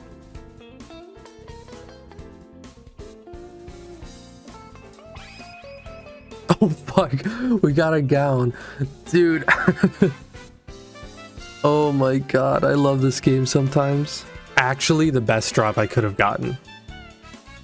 Dude, we have 3 pieces of subjugation already. Oh my god. Just for comparison, Aram's is tank armor, which gives no damage boost, so just a massive upgrade all around. 52 summoning from my weekly tiers. Alright, taking a little break from bossing to do some quests, primarily working towards the completion of RFD, starting with the Giant Dwarf, and there's Lost Tribe completed, and the Dwarf himself freed. Hey, there's 73 Arch from my dailies, and that's a Daemonheim dig site unlocked. I got another Reaper task to do, but I do want to get these legs augmented before. Nice, Crackling. Oh my, I only had 1 try at that. And I'll go ahead and throw Scav 2 on there as well. Sweet. Fully augmented subjugation. Let's see if we can get rid of the trash bag on my head.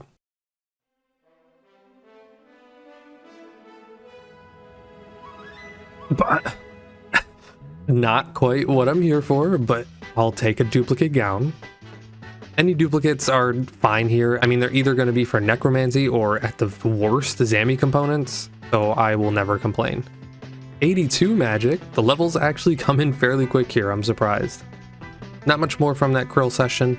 I did get my 5th effigy, and I'm not able to use any of them yet, so let's just go turn them into Herblore XP.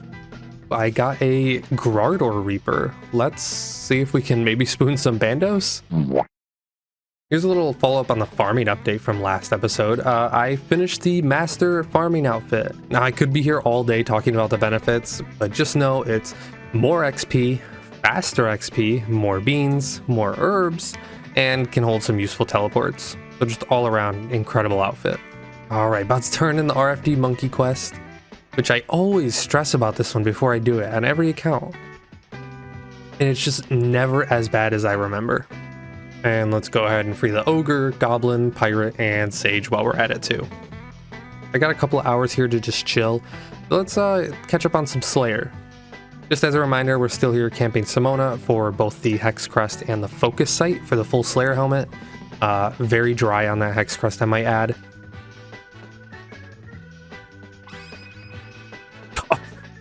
Of course complaining works. It's been like 10 minutes since that last clip. Sweet. I'll go ahead and take these off the prefer list then.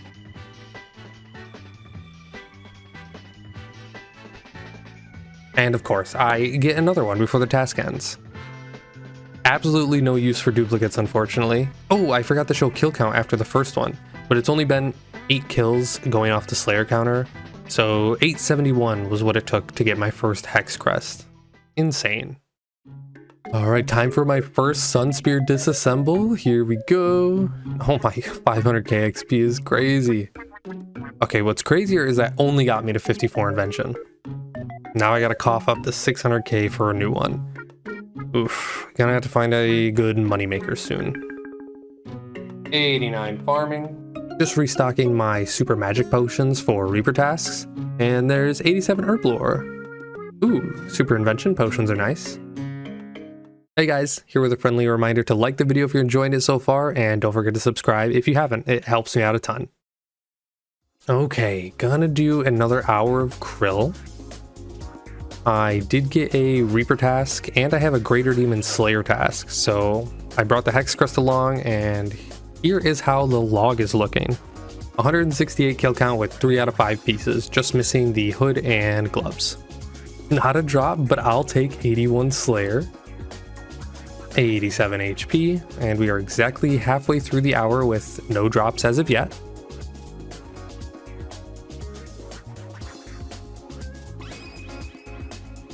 Okay, literally the next kill after I complained, we get the hood. Oh man, that just looks so much better than the lunar hood. Fuck yes, dude. Ooh, that one was my 200th kill. Nice milestone.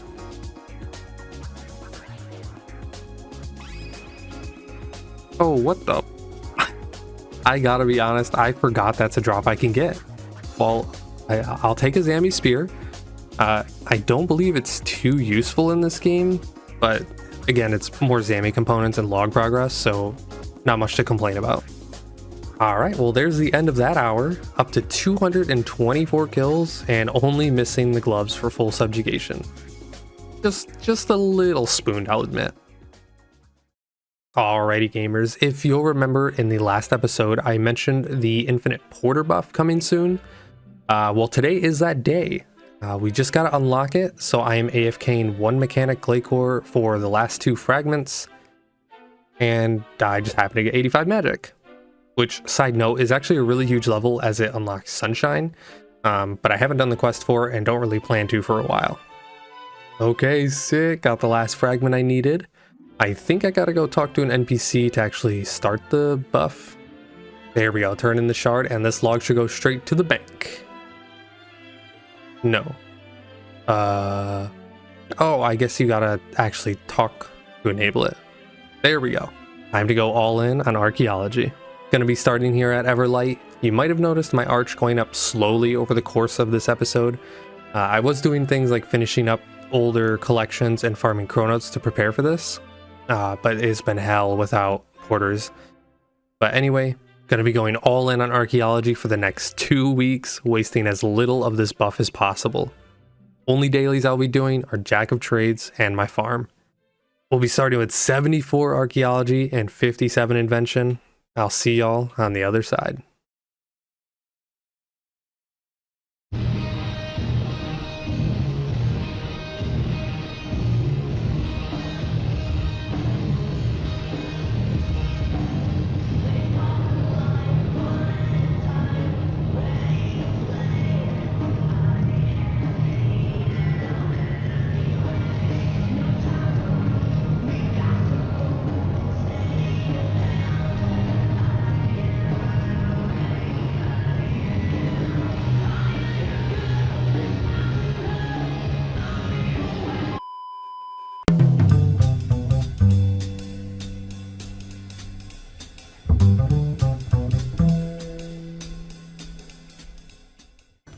The downside to this porter buff is making more work for me later with the sandstone mining. Just putting all the raw sandstone into the bank. I'm gonna have to take out and process later. Probably just do that in my daily challenges and call it. Oh, I guess I can do my Reaper task. I haven't done that in like a week and a half. Yeah, you're a lot smarter than me.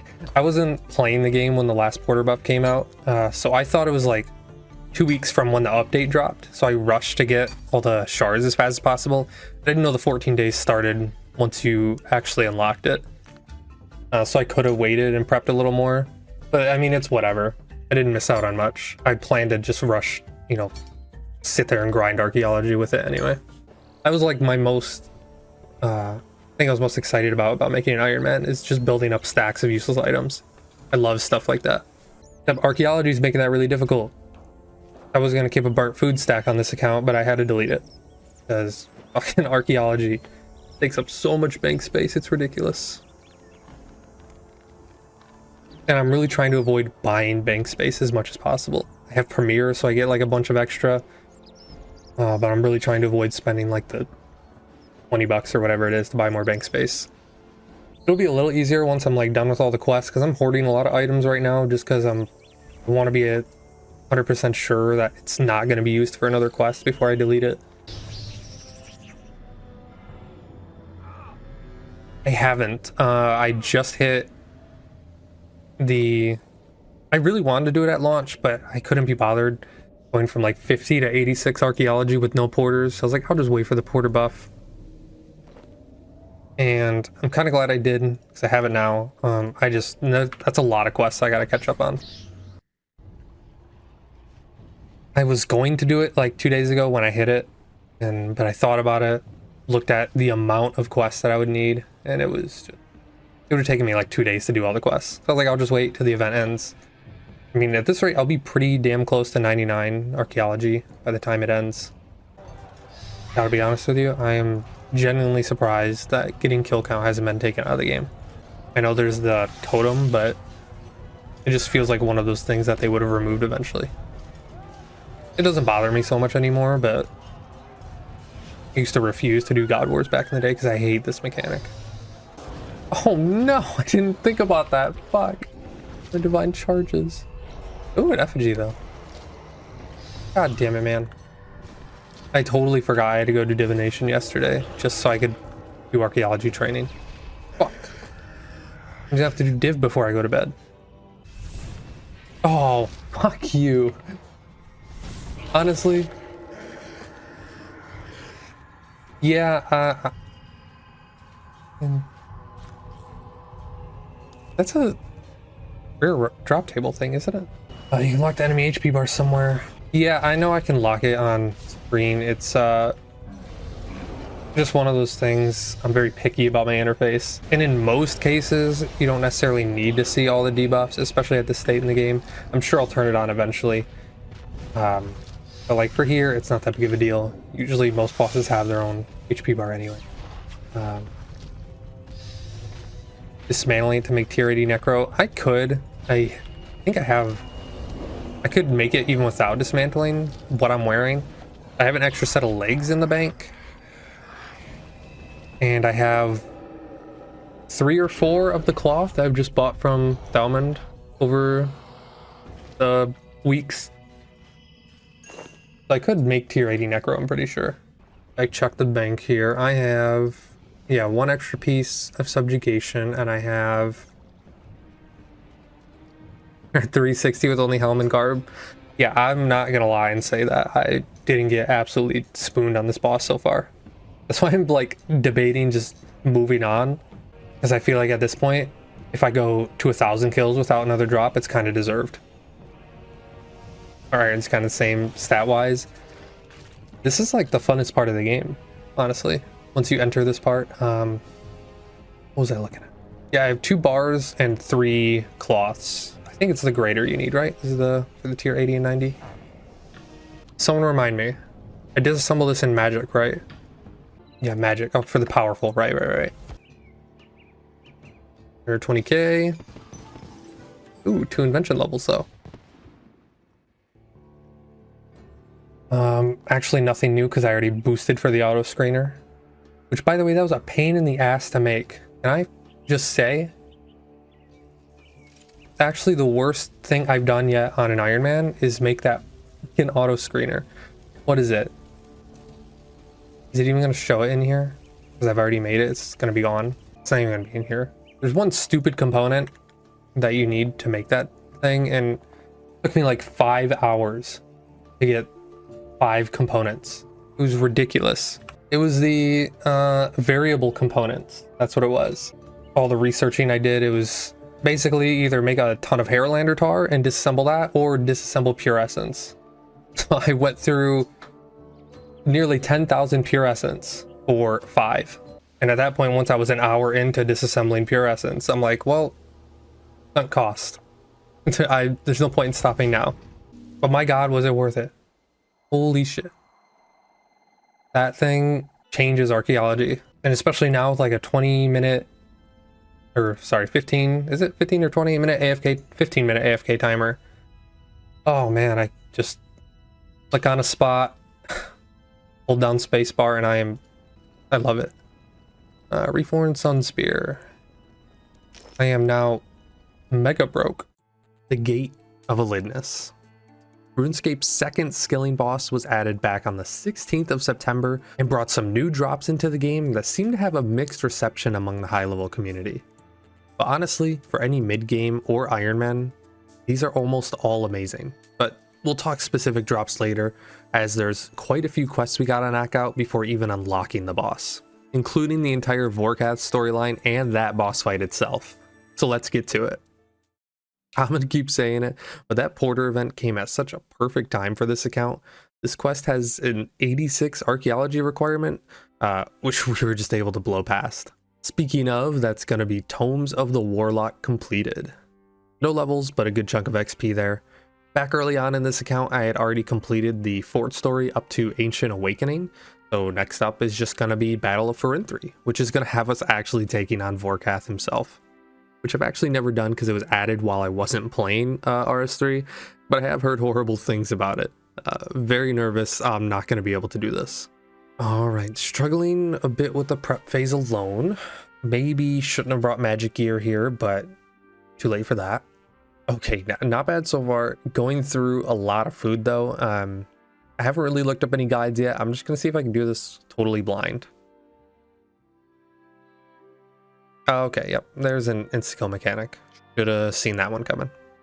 Pretty sure I just got to use the ballista when he's flying instead of just every time it's up. But this should be doable. Nice, that's Zemarigal down and Vorkath slain. Good shit. Hell yeah, quest complete. Moving right on though to Requiem for a Dragon.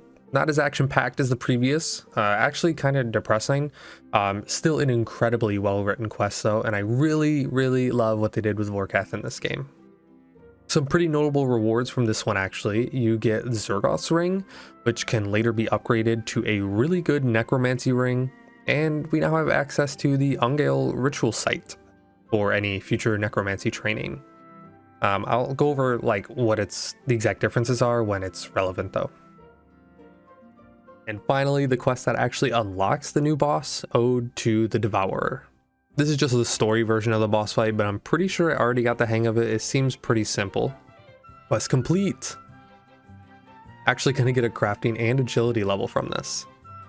Okay, first real attempt here. I did look up a little bit on what gear I should be bringing. Just basically the mining outfit and a shield. But let's see how this goes. Okay, first death 2 apparently. 1KC, let's go. You know what, actually, let's not loot yet. I'll let it build up for a little bit first. Oh, there's a 311, improved by 47 seconds. That was actually my first one cycle kill. I ended up looking Evil Lucario's guide, which I don't know how relevant it's going to be by the time this video comes out, but it's good enough for me. I obviously had to make some slight adjustments to it considering my gear and not wanting to use as much of good food like sharks. I'm just trying to use my Desert Soul.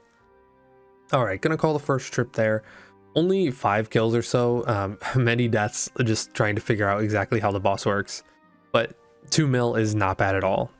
The Moonstone Dust, manuscripts, my first source of cannonballs even, nice. All pretty good stuff. Here's something that happened to me more times than I would like to admit, and that's simply forgetting to fill up on adrenaline before coming into the arena.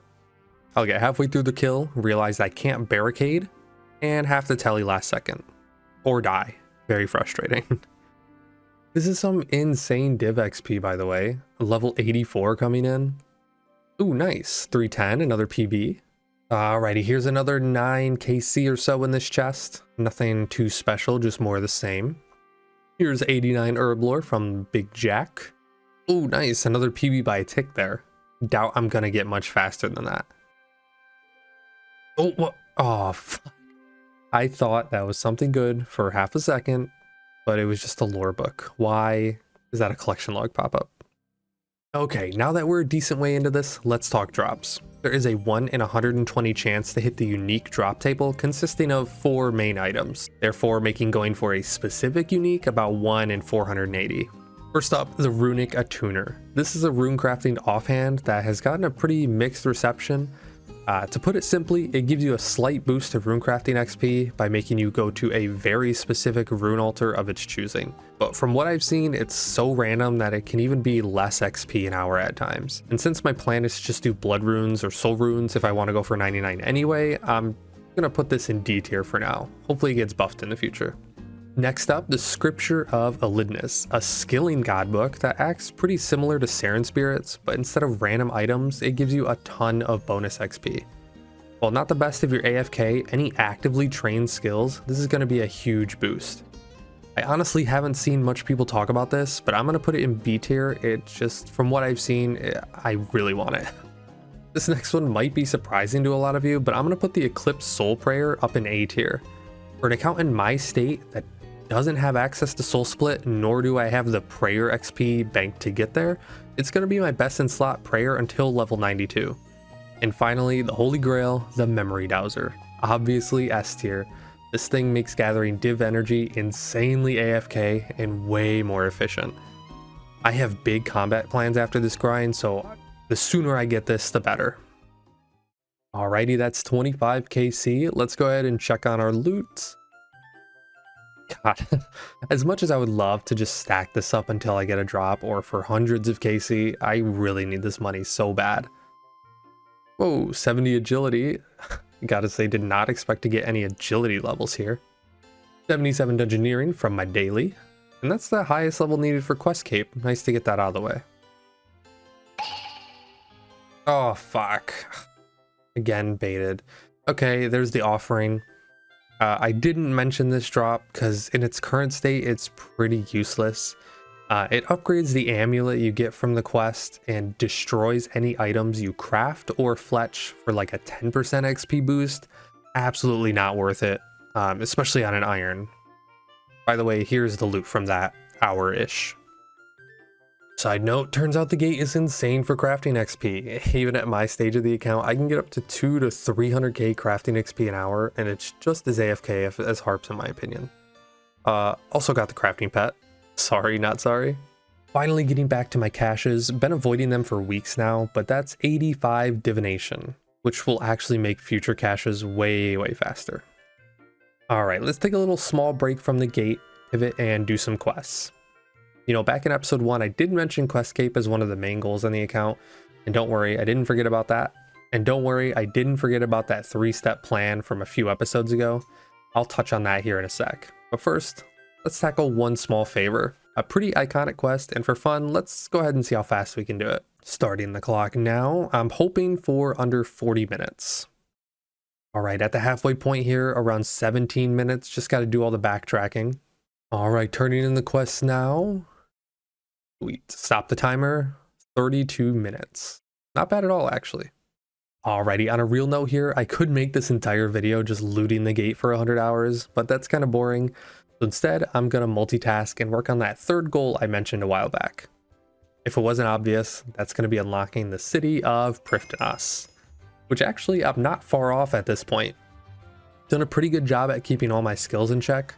Only missing 3, which are level 75 Summoning, Agility, and Prayer. Summoning is going to be pretty free, albeit expensive. The charms and most of the secondaries are already sitting in my bank. Agility, though, is going to come at a price, that being my mental sanity. I wholeheartedly, with all my being, cannot stand this skill. I will bank stand, runecraft, I do not care. Agility is so mind-numbing to me that these 5 levels are going to be rough. Finally, Prayer. I'm not gonna lie, I don't really have a plan for that right now, but we'll tackle that when we get there. Let's just start with summoning. Starting here with level 60, I'm gonna be using red charms, make some pyrofiends for a little bit, see how that goes. Scratch that, moving on to bloated leeches since I already have all the raw beef banked. 65, 70. From level 60 to 70 took just about an hour, about 5 more levels to go. All right, man, this account's pet luck is ridiculous. I think I've gotten at least one pet for the last 3 or 4 episodes in a row now. And finally, level 75 summoning. That whole process took about an hour and a half. Now on to agility. Yay! No, I just got 1 level here at the head course. I'm done for the night. I'll continue this another day. Hey, if you're enjoying the video so far, drop a like and subscribe if you haven't. It's my goal to hit 2,000 subs by the end of the year. Good morning, folks. It is a beautiful day, especially now that I'm 92 farming, and I can start raising my dragons. Plan for today is to do a little bit of gate and a ton of questing. God damn it, forgot adrenaline again. That's happened to me so many times now. Hey, there's 50 KC. And here's another loot. All right, time to work towards Prif, starting with Regicide. Gotta go all the way through the underground pass again. There's the Tyranwin lodestone, and quest complete. Luckily, a lot of the quests I have lined up reward agility XP, so I'm gonna get those out of the way first to avoid as many laps as possible. Spirits of Elid complete. Doing a little bit of fletching while waiting on the flowers for Garden of Tranquility. See, I can be efficient sometimes. And that's level 79.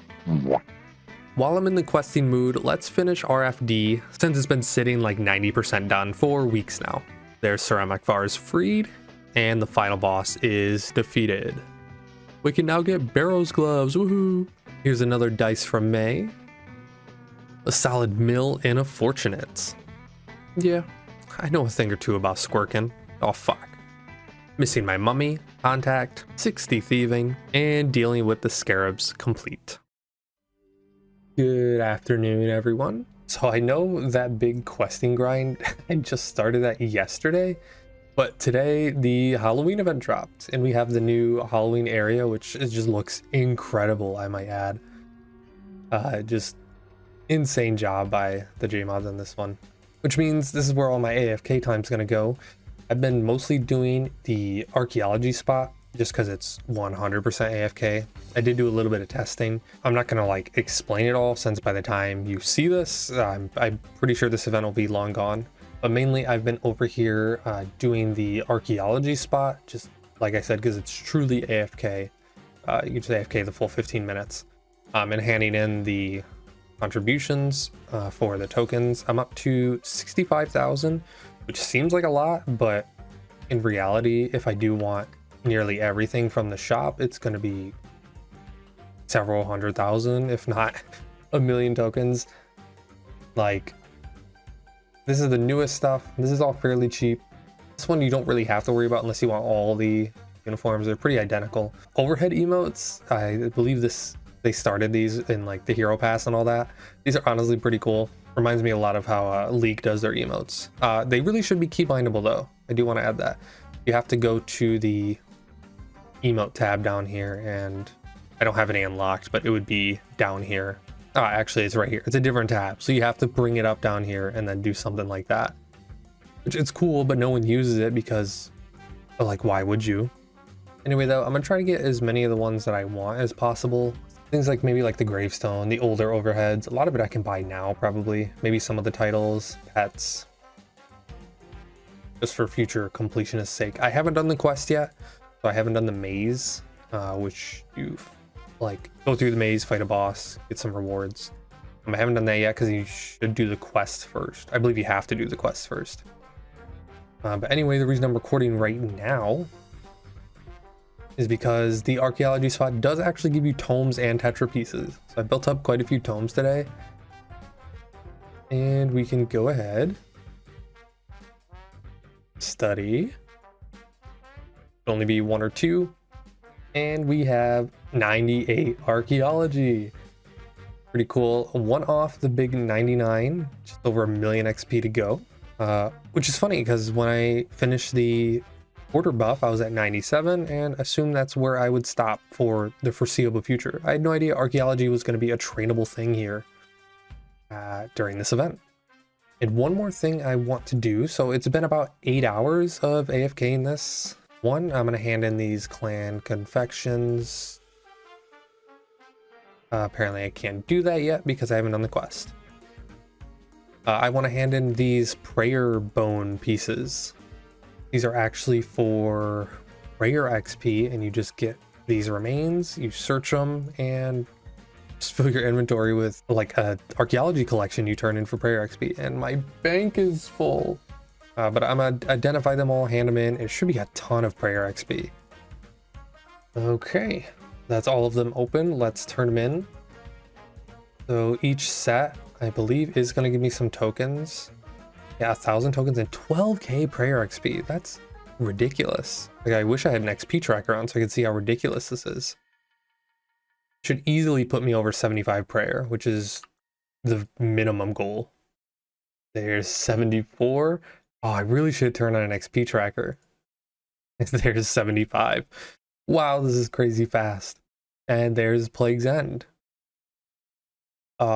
And the Eclipsal Prayer, if we manage to snipe that from the gate. That means we're truly one skill off now. And that is Agility, which I'm going to keep doing the quests for. Trust me, I'm not grinding Agility. And that put me up to 85,000 from 71 to over 75 prayer. Just ridiculous. Back to the real questing now, and Crocodile Tears is completed for 83 woodcutting and 81 hunter. Did my first goodie bag opening from the event and managed to pull both Soul Surge and Soul Dive. I'll take it. Alrighty, here we go. Time for the first 99 on the iron.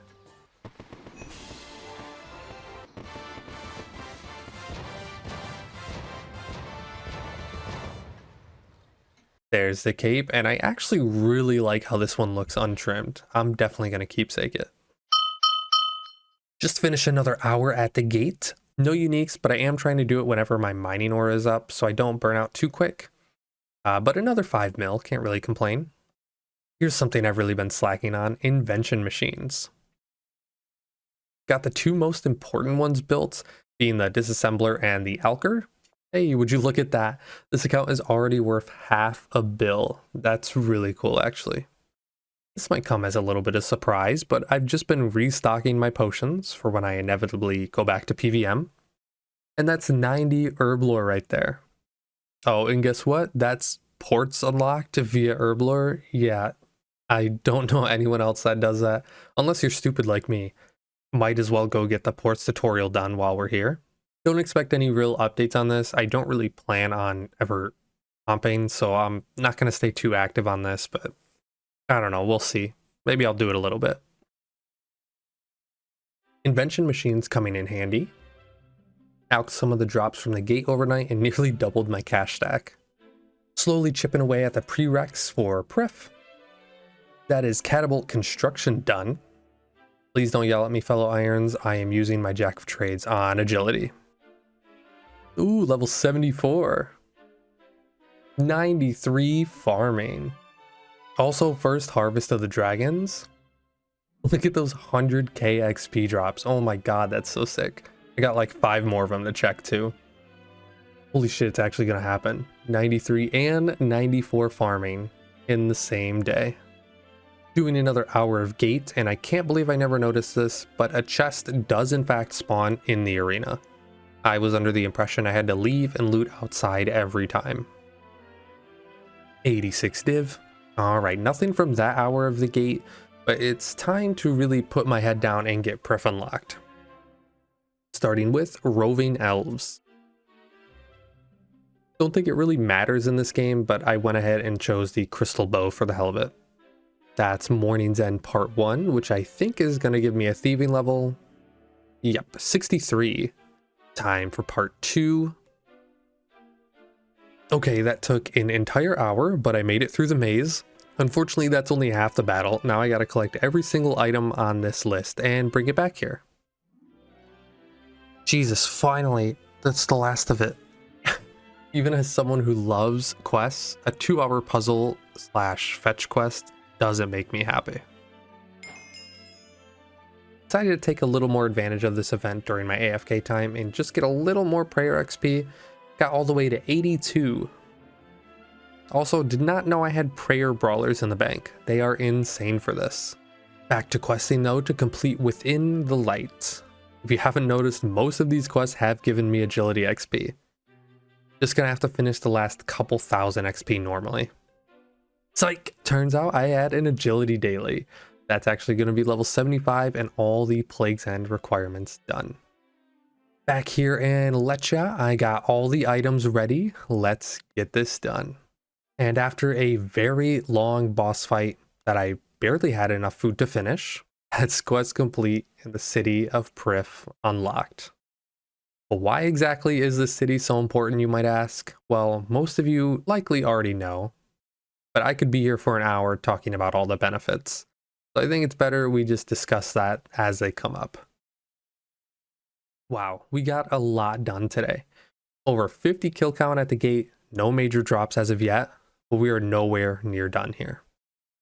We also got our invention machines made and did a ton of questing. Now up to 273 quest points, and Prif is officially unlocked, making that 3-step plan from way back in episode 7 finally complete. And while we're obviously going to be doing more gate next time, I think it's time we step back into some real PVM and make some serious upgrades. Let's just pretend I haven't been gone for 4 months, and we will talk about that later, but first, let's just continue on and open some crystal keys, shall we? Okay, really nothing special, but here's the haul. A decent amount of GP, I guess.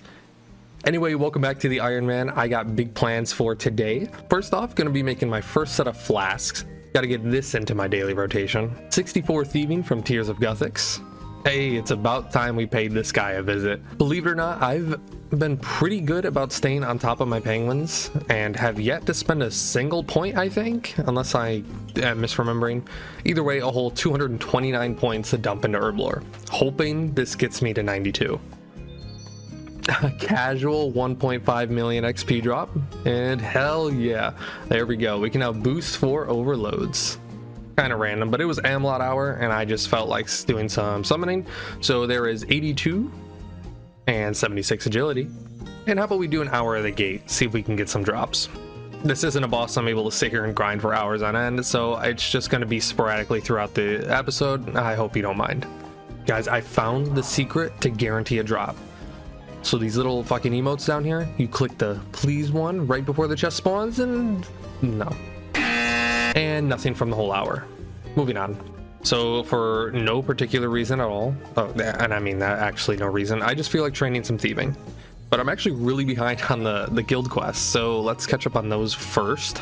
The feud completed, and a guild of our own, which means I now have full access to safe cracking. While I do that, let's kind of give a sort of life/channel update on what's been going on.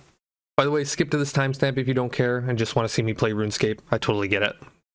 So where have I been? Well, the original plan was to take a sort of holiday break, since I was beginning to burn myself out playing nearly every single waking moment and spending it all on this series.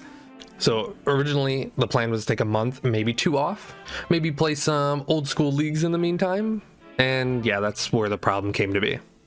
I ended up spending the next 2 months doing nothing but playing leagues, which further added to my burnout. Don't get me wrong, I had a ton of fun in leagues and I don't really regret it. I got up to rune rank, I maxed, got my first infernal cape, stuff I will never ever achieve in the main game over there. But it did come at a cost. I did heavily neglect this series and RuneScape 3 in general, and I do apologize for that. So yeah, finished leagues around January, but obviously the burnout didn't even start yet. Like, I had absolutely no desire to play any kind of RuneScape. So then I spent about the next month, just catching up on some older games, going through my backlog. If you care about that at all, you can check out my previous video. In fact, if you want to know the truth, I'm not even truly playing RuneScape right now. Most of the footage in this video is from October, November of last year. So to kind of break the fourth wall a bit and get a little meta with you guys, the plan is to get everyone caught up in this one super long episode, and within the next few weeks I will be back to playing and uploading as normal. By the way, sorry if you hear the kitten in the background. I did get a new cat over the break as well. I can tell you right now, though, there's no possible way I could get back to uploading weekly videos. My work schedule has just been all over the place lately, and that's just impossible now in its current state. Maybe someday, though. Either way, I need to work on a kind of better work-life YouTube balance, so a 4-month break doesn't happen again. Anyways, I love you all. Thank you so much for sticking with me through this, but back to the show. 87 divination at the gate. Always love seeing a level come here. Ooh, an onyx drop. Wait, that's actually huge.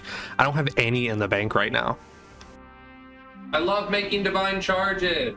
All right, let's waste no time at all and use that onyx. I obviously don't have access to soul split right now, so it only makes sense for me to make a reaper necklace. Gotta hit up the rats for a crafting boost though. And there's the boost, okay. And reaper necklace crafted. Oh, that makes me want to do some real bossing. Quickly though, let's just talk about where I'm at in terms of PVM on this account. Honestly, I think I'm moving a bit slow for how long I've been playing. I've gotten this far without really using necromancy, but let's be real, it's 2025. Time for Unk to adapt. If you remember previously, I went down the power armor route. Well, I can admit that was a mistake. So let's rectify that now and make a new set of tank armor from scratch. Got a ton of rituals ahead of me, and let's catch up on some necromancy quests while we're at it. There's the tier 50 set, and that's old black magic, and housing of parliament complete. Not sure if I ever showed this in the past, but I have gotten enough moonstones from the weekly shop here to make the full set of jewelry, so let's go ahead and do that. That will be nice for rune crafting later. And finally, remains of the Necrolord completed. Many hours and hours of AFK later, there is 4,500 souls. Probably one of the more important milestones. We've already maxed out on skill points a long time ago, so let's just grab everything. 77 agility from Big Jack, and 95 farming. Alright, I know I said it's Necro PVM time, but there's a lot of boring steps I gotta do before we get super into that, so I'm gonna take a break, try to get some of these Gate of Validness drops. Currently 95 kill count, with no rare drops at all. Hopefully we can change that. And there's 100 KC with nothing to show. Moving on. You know, I'm never gonna stop saying this, but these 100k XP drops from the dragons just never get old. Been a minute since I've updated you guys on my AFK activities, but since unlocking Prif, it's been the harps. So back to rituals I go. That's 89 necromancy. Think I'm just gonna stay here for a while. This is not bad XP at all. 90 necromancy. Plenty of mementos whenever I decide to cash in those. Also, 90 necro means that the ritual site is now fully unlocked. We do gotta stop to make ink every now and again though, you know, the usual Ironman chores. Anyway though, let's get back to the main course of this video, and to just put it simply and tell you straight up, I want a Zuck cape. Not just a killing cape, which I don't even have yet, a full Zuck cape. And I'm gonna get it done by the end of this episode. Like I mentioned earlier, Necro is just gonna be the best way to make this happen, and that means I'm gonna have to say goodbye to my subjugation. But first we gotta take these augments off so we can actually use them for the ritual. Gotta spend about 1.5 mil on the threads for it. That does hurt a little. All right, here we go. There's really no going back now. Goodbye, subjugation. Hey, the mementos are looking nice now at least. So this isn't where I plan to be next. I'm stupid and forgot the Killy task are separate for tank and power armor. So I can't even craft it yet. I have to go through and do all the tasks first. Luckily, it's just God Wars. Should be easy. That's Zammy down.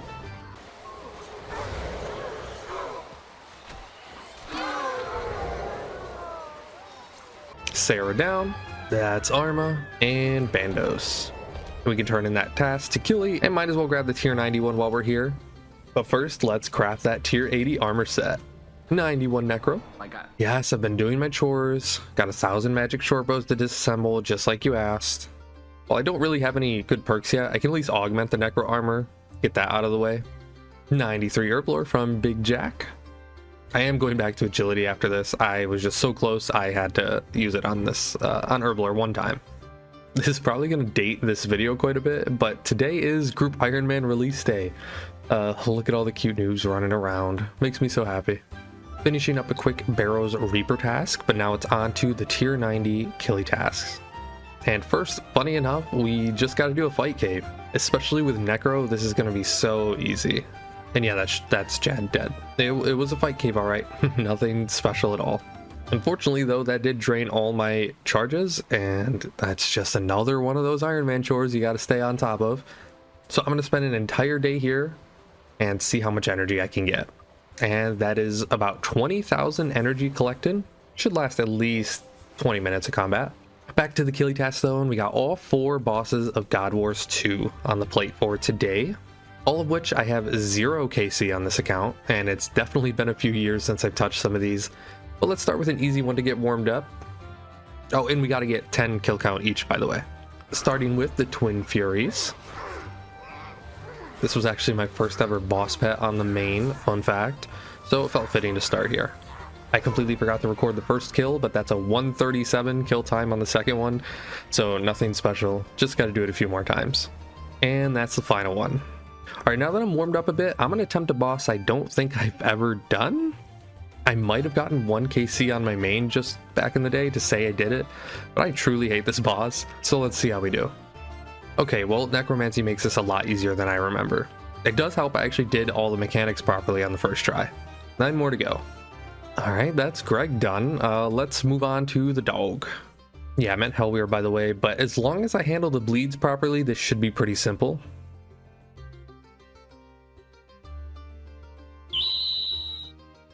Oh my fucking god.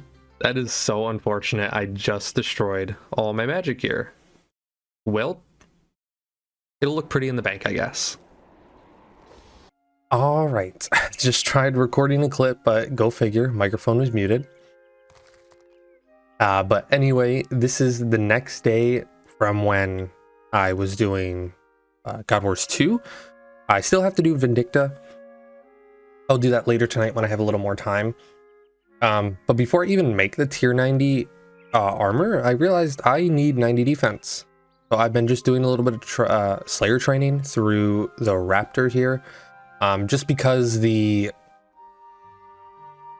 bound skeletons and zombies give so much XP with like the Salve Amulet. It's really good. It's hard to complain about. And the other thing I wanted to mention is that I went to the player-owned farm. I spent a bunch of my beans and unlocked the Seedicide and Herbicide. These are items that are just going to be super useful in the Slayer training and just combat training in general, actually. I don't have the upgrade, so right now they are set to just destroy any seeds I have checked. Right now I just have the low-level seeds that the zombies and skeletons drop. Since I have so many of them, like I don't think I'll ever use this many. I farmed 1200 Marintils already. I don't see a reason to get more. And Herbicide is the same thing, but it just destroys the herbs for a little bit of Herblore XP. And I have the Spring Cleaner here upgraded to 3000. So now I can auto alch and disassemble salvage drops. Someone correct me if I'm wrong, but I believe this is how I want it set up. Disassemble all the way up to adamant except the last one, and assemble the smallest rune one, and the rest is alch. I'm pretty sure, but you know, that's just going to be more quality of life. It does make Slayer way more AFK. I've been actually picking up every bit of salvage and making sure I either disassemble or alch it. But anyway, now that that update's out of the way, the main reason I wanted to record this clip was because I just hit 85 Slayer and it didn't record, which gives me access wow, my voice, which gives me access to abyssal demons and the ghosts, actually, which is cool. I keep getting the ghost task and skipping it because I'm not going all the way to Slayer Tower for that right now. But now I can get Abbey demons and ghosts from Raptor here, which is a lot of the tasks I've been skipping that now I can actually do. Cool. I still do have 21 skeletons left I gotta kill, but I just wanted to get this clip recorded real quick. But basically, I'll be doing a lot of Slayer, a lot of it with Revolution on mobile, so I won't be able to record a ton of it. But if anything cool happens, I will update you guys, I guess. The goal, obviously, 90 defense. I figured I'd just train it through Slayer anyway, since we're going to need that up in the future. The rest of Hellweir was pretty uneventful, and we finished off with Vindy, who I, like most people, have killed the most, so it went nice and smooth. Got all the kills we need. I did all those tedious charging of the orbs I don't really need to show you, but we can turn it all into killy, and after quickly boosting my crafting level, I made the tier 90 weapons, but I actually don't have 90 defense yet, so the armor is going to have to wait a bit. 90 HP, and an abyssal head. Seriously? That's a 1 in 5k. Awesome. So if I really want to get the Zuck cape today, I'm gonna need a kiln cape first. And there are a couple really long quests I gotta do first to actually unlock it, starting with the Elder Kiln. I'll take Strength XP, why not? Ooh, level 76. And Brink of Extinction complete for 89 defense, 96 farming, and 84 construction. Sweet. Okay, not really where I plan to get 90 defense, but that works. Also 81 fishing off the monthlies. And after some quick rune crafting, the tier 90 armor is made. I'm a big tanky boy now. I can get even tankier though. If we get an Herblore boost real quick, I can run to the fort fast enough. There we go, first set of overloads made. Wow, that feels so good to finally have in an Ironman. Not stopping there though, let's get these upgraded to holy overloads. Thanks to the gate for dropping prayer renewals. Thank you, Jagex. Alright, I know we're all dying for me to get to the good stuff, but there's one more quest I gotta do, that being King's Ransom. Apparently I could have done this a long time ago. I did not know they added a necromancy prayer as a reward to this. I just need to talk to this lady once the quest is done, and that's Sanctity unlocked. Nothing crazy, but will absolutely help in both the kiln and when I eventually do Zuck. But I think I'm finally ready for Harakan. I really don't have any reason to be nervous. This came out in 2012 for fuck's sake, but I would hate to waste an hour of my life dying at the very end. But this is the inventory I'm rocking with. I will update you guys as I go.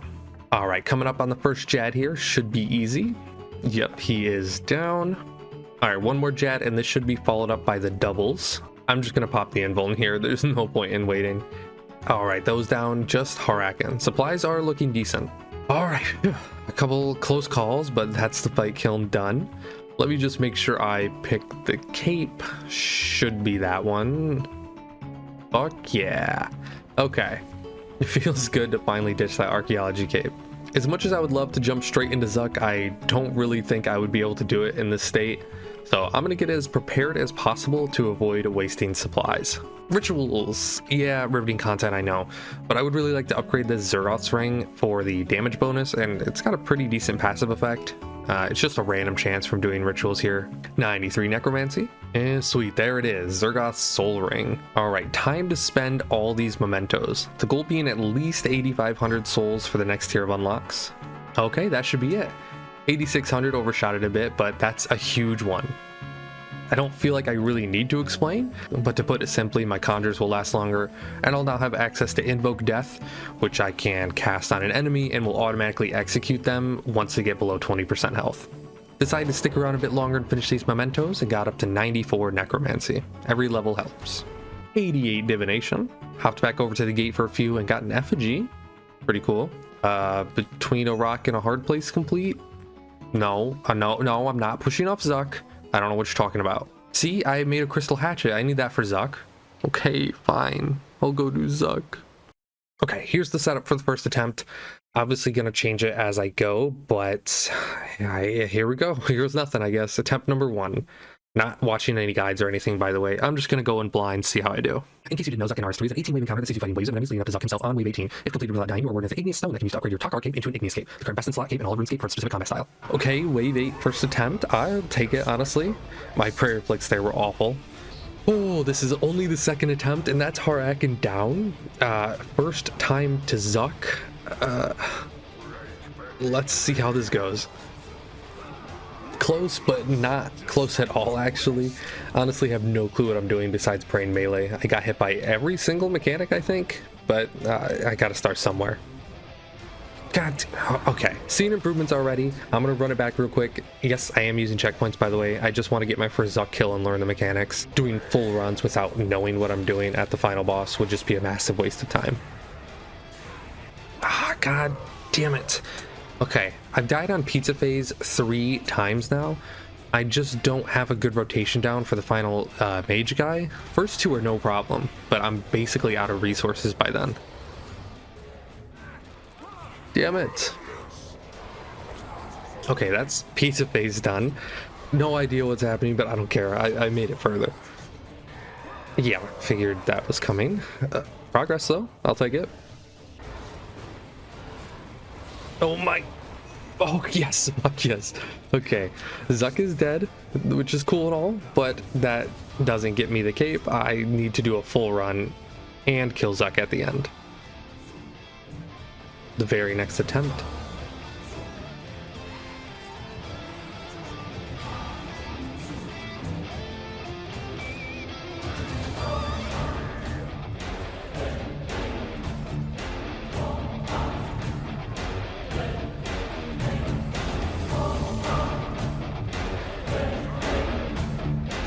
Please stop missing mechanics.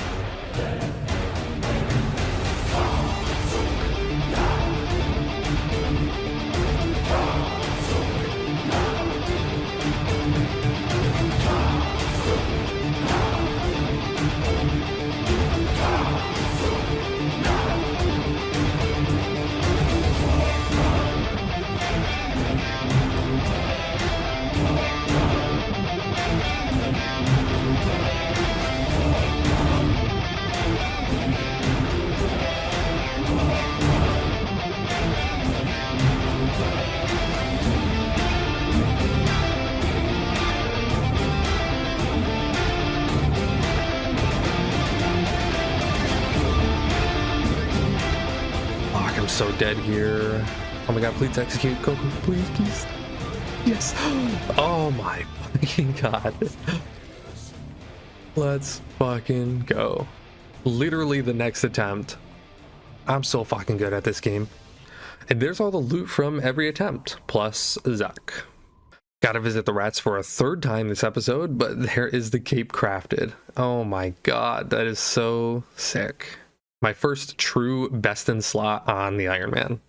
Yes, I know you can combine all three capes, but it doesn't give any stat bonuses, so this is still technically best in slot for necromancy. Just to give an idea of how far we've come today, at the beginning of this episode, my best in slot gear was full subjugation with a sun spear. Now I'm rocking full tier 90 and truly a best in slot cape for this combat style anyway. Wow, what a journey. From new account to best in slot. And if you're still with me this far in, thank you so much. It seriously means the world to me. And no, this full series marathon video doesn't mean I'm never going back to this account. It just means I don't have plans to anytime soon.